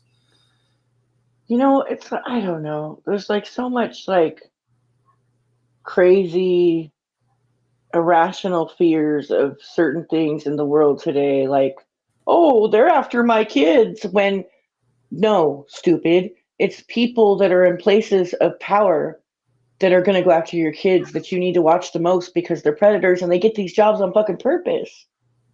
Yeah. That's why that's why you always hear those situations in like the church with like the priests. With preachers or priests, like not just priests, but preachers too. Like it's not just get those. They Catholics. Purposely. To get those positions. They know that people trust those guys and trust. You know what? Though, like, this might be like kind of controversial to say, but I'm just gonna say it. It's Cappy. I always felt like, and I'm not making any excuses either. Let's just get that out of the way. But that being celibate might do something to you or something. I don't think that it's like a very, I don't know. This doesn't seem like it's healthy. Like, I don't know. But that's not true because there's preachers that aren't celibate that do the same thing, but oh, you're talking about the church. Okay, I was like, what the Catholics specifically, like, because I've heard of nuns doing the same stuff too, but the life of celibacy, like I always felt like, is there something to that? They were never celibate. Most of them were never celibate in the old days. It's like literally. I mean, let's just be real. Probably they slept with women. It's just that they basically just had that imagery, Right. You're probably right.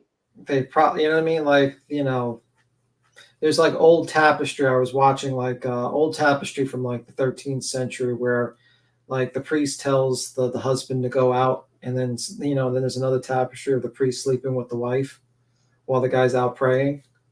It's like 13th century tapestry or some shit. I was looking. No up. way. Oh shit. You know, or like there would be like, you know, I mean, I just think like probably it's just most didn't, and I don't know. It is what it is. I mean, they've been cheating since been cheating. Yeah, I remember reading that tapestry a while ago, and I was like, wow, this is funny. Let's see. Go pray and ask for your forgiveness in the field. while I sleep with your you wife. take care of your wife. Wow. Well, that's got a Oh my churchy there. god. Shit. Oh my god. I can't. We're so bad. I mean, shit. Hold on. Somebody here. Monks are celibate, aren't they? Sometimes.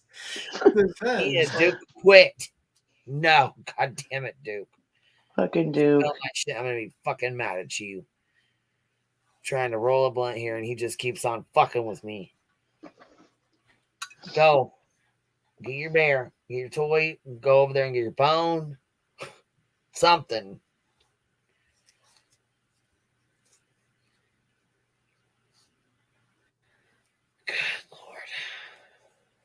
We ain't getting into trouble whatsoever tonight, Pecan Pie said. And that's going to be the next thing. People are going to be like, it's going to be celibate gate. Someone's going to be like, Queen Bee, we're talking about priests and celibacy. It's really bad. Queen Bee's the worst. Y'all need Jesus. Y'all need Jesus. We'll get like people like, just like, you need to stop. It's like, okay. I was talking about 13th century tapestry. Okay. Like, when Rowena gets and starts talking about Magic Mike. Oh god. Fuck that. I'm lazy. No Magic Mike for Rowena. We're cutting her off. Oh fuck. Them's fighting words. Her ass will be clicking that link coming up and tearing you a new. She's like Cappy. He loves her some Magic Mike boy. She does. She does. Look She's out. gonna have to fight Allie Joe for him though. Oh, I know, right? Allie Joe's in love with that fool. Happy birthday. I want to ban Magic Mike. Banned him from this whole fucking chat. Oh, That damn, B Tim. What? You're not having no Magic Mike That's here. really, those are fighting words for real. Shit. No Magic Mike Allie here. Joe had an account, I think, back in the day. Mrs. Channing Tatum. Yeah. She was serious about that shit. Yeah, hell yeah, she was. Ban any mention of Magic Mike. There will be no Magic Mike. Fuck that. You ain't happy about that. He is a little hottie, and he's a good dancer, though. I'll give him that. Do you think he uses steroids? I think that he's puffy from drinking. I think like if you let me look at it, like He's not that muscly, fool. He's like You puffy. mean like puffy as in like chunky, or puffy as in like Yeah, puffy? he's not in great shape anymore. He used to be in good shape. He's not in that good a shape anymore. And like I remember I was reading articles about when he did 21 Jump Street with Stop it. Jonah Hill, that like Jonah Hill had just lost all that weight, right? And like Channing Tatum likes to drink and like party and shit. Like and he was starting to have problems with his weight because he was partying with him or something like that. He stopped a certain cycle, certain regimen that would be injected or ingested. Let me see. Fucking beat him. There's a lot of Hollywood actors, men, that take steroids. It's just like something like I gained 40 pounds of muscles in 6 months. I'm like, bro. But it's usually like professional athletes. No, it's not for professional acts. Mostly like Thor, the actor for Thor, definitely took steroids. You can tell by like their shoulders, the amount, like you can really tell their shoulders if they're like it's too puffy. I thought you said a name before you said that. No, like the guy who played Thor from like fucking, Marvel, he's definitely on steroids. 100% he's on steroids. He's doing some sort of steroid routine. Absolutely. Okay. Like you could tell like if someone is like on steroids versus not steroids. You can totally tell because they get like all like thick neck, like veiny in the face. Yeah. Acne. Also, like, how fast like their diets don't make sense. Like if you are going to gain muscle mass, you got to eat more than fucking broccoli and chicken.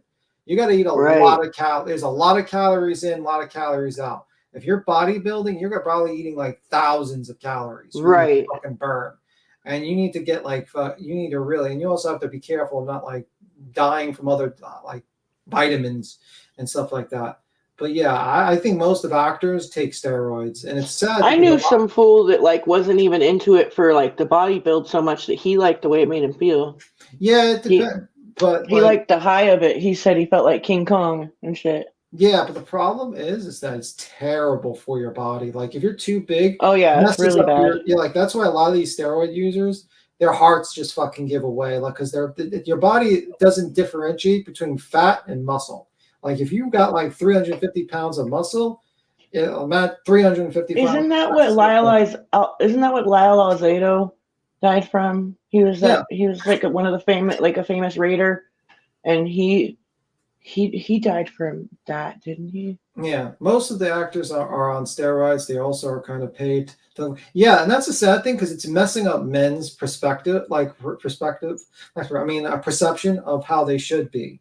You know what I mean? Like that's unnatural. That fool ate a lot of food though. Lyle Alzado did. I seen him one time. You gotta eat a lot at a fucking restaurant, and like me, I was a little girl, and that's when the Raiders were in LA, and me and my family were walking through, and he had like 2 glasses of milk, and he had like literally like a platter of just like food.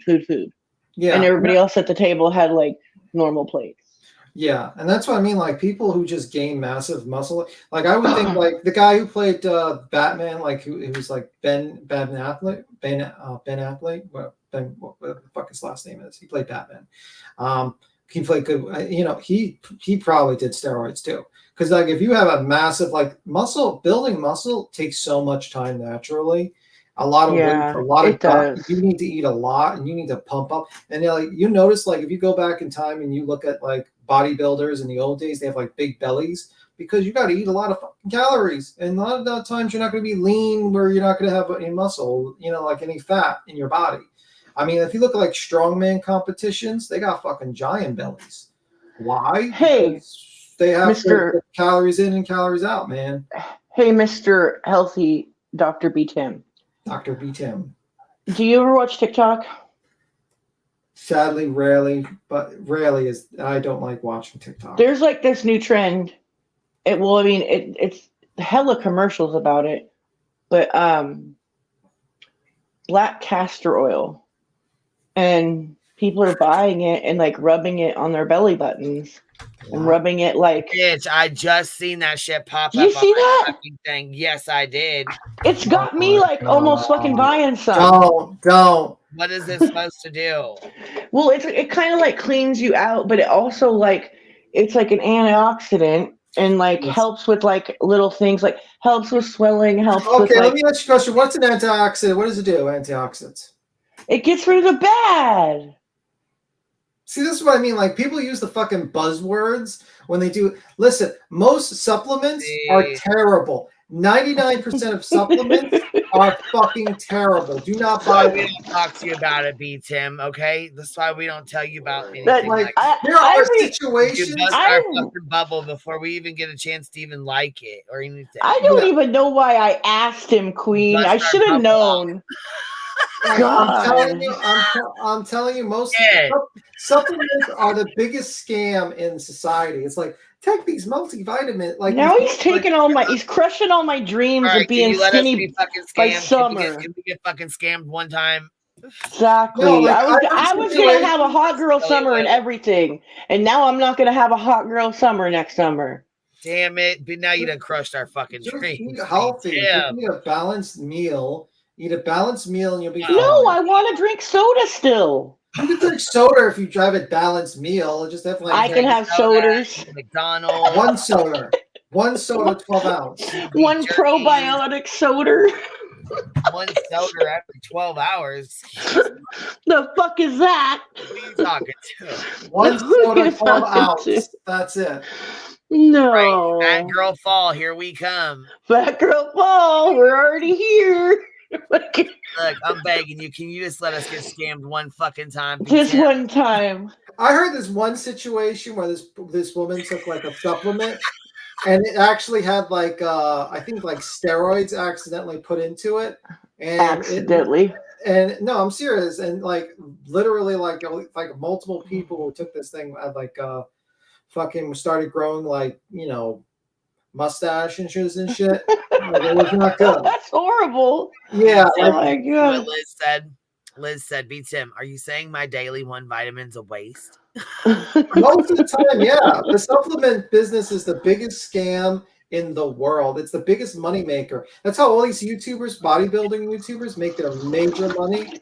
And I'm just saying, like, look at this 1 12-ounce Blair White underbelly soda.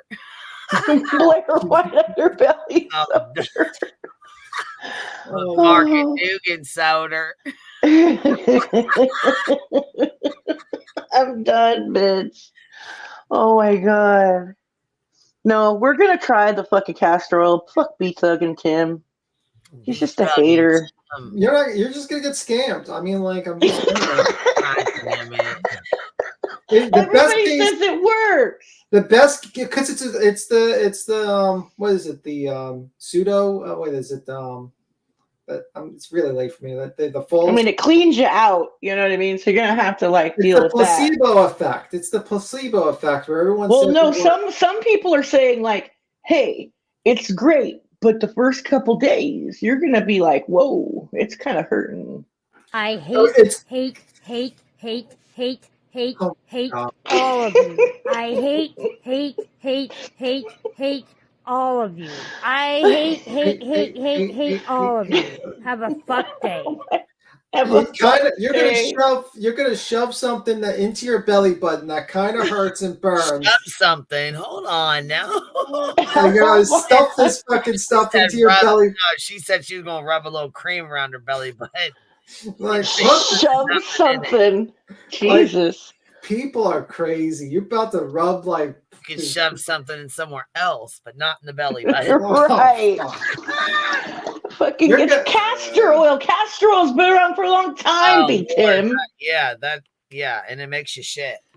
Yes, we're gonna have to go to the toilet for the first couple days, but after that, we're gonna be hot girl summertime, okay? That's right. That means you're losing water. That doesn't mean you're losing weight. Oh shit. No, you really fucking busted our bubble there. Fucking ruined just everything. Have like a diet, like a balanced diet and exercise. You're right. God, really, you people stop ruining all my fucking fad diet and get rich quick schemes that I've been looking into. Get into boxing. That's a great cardio burn. God.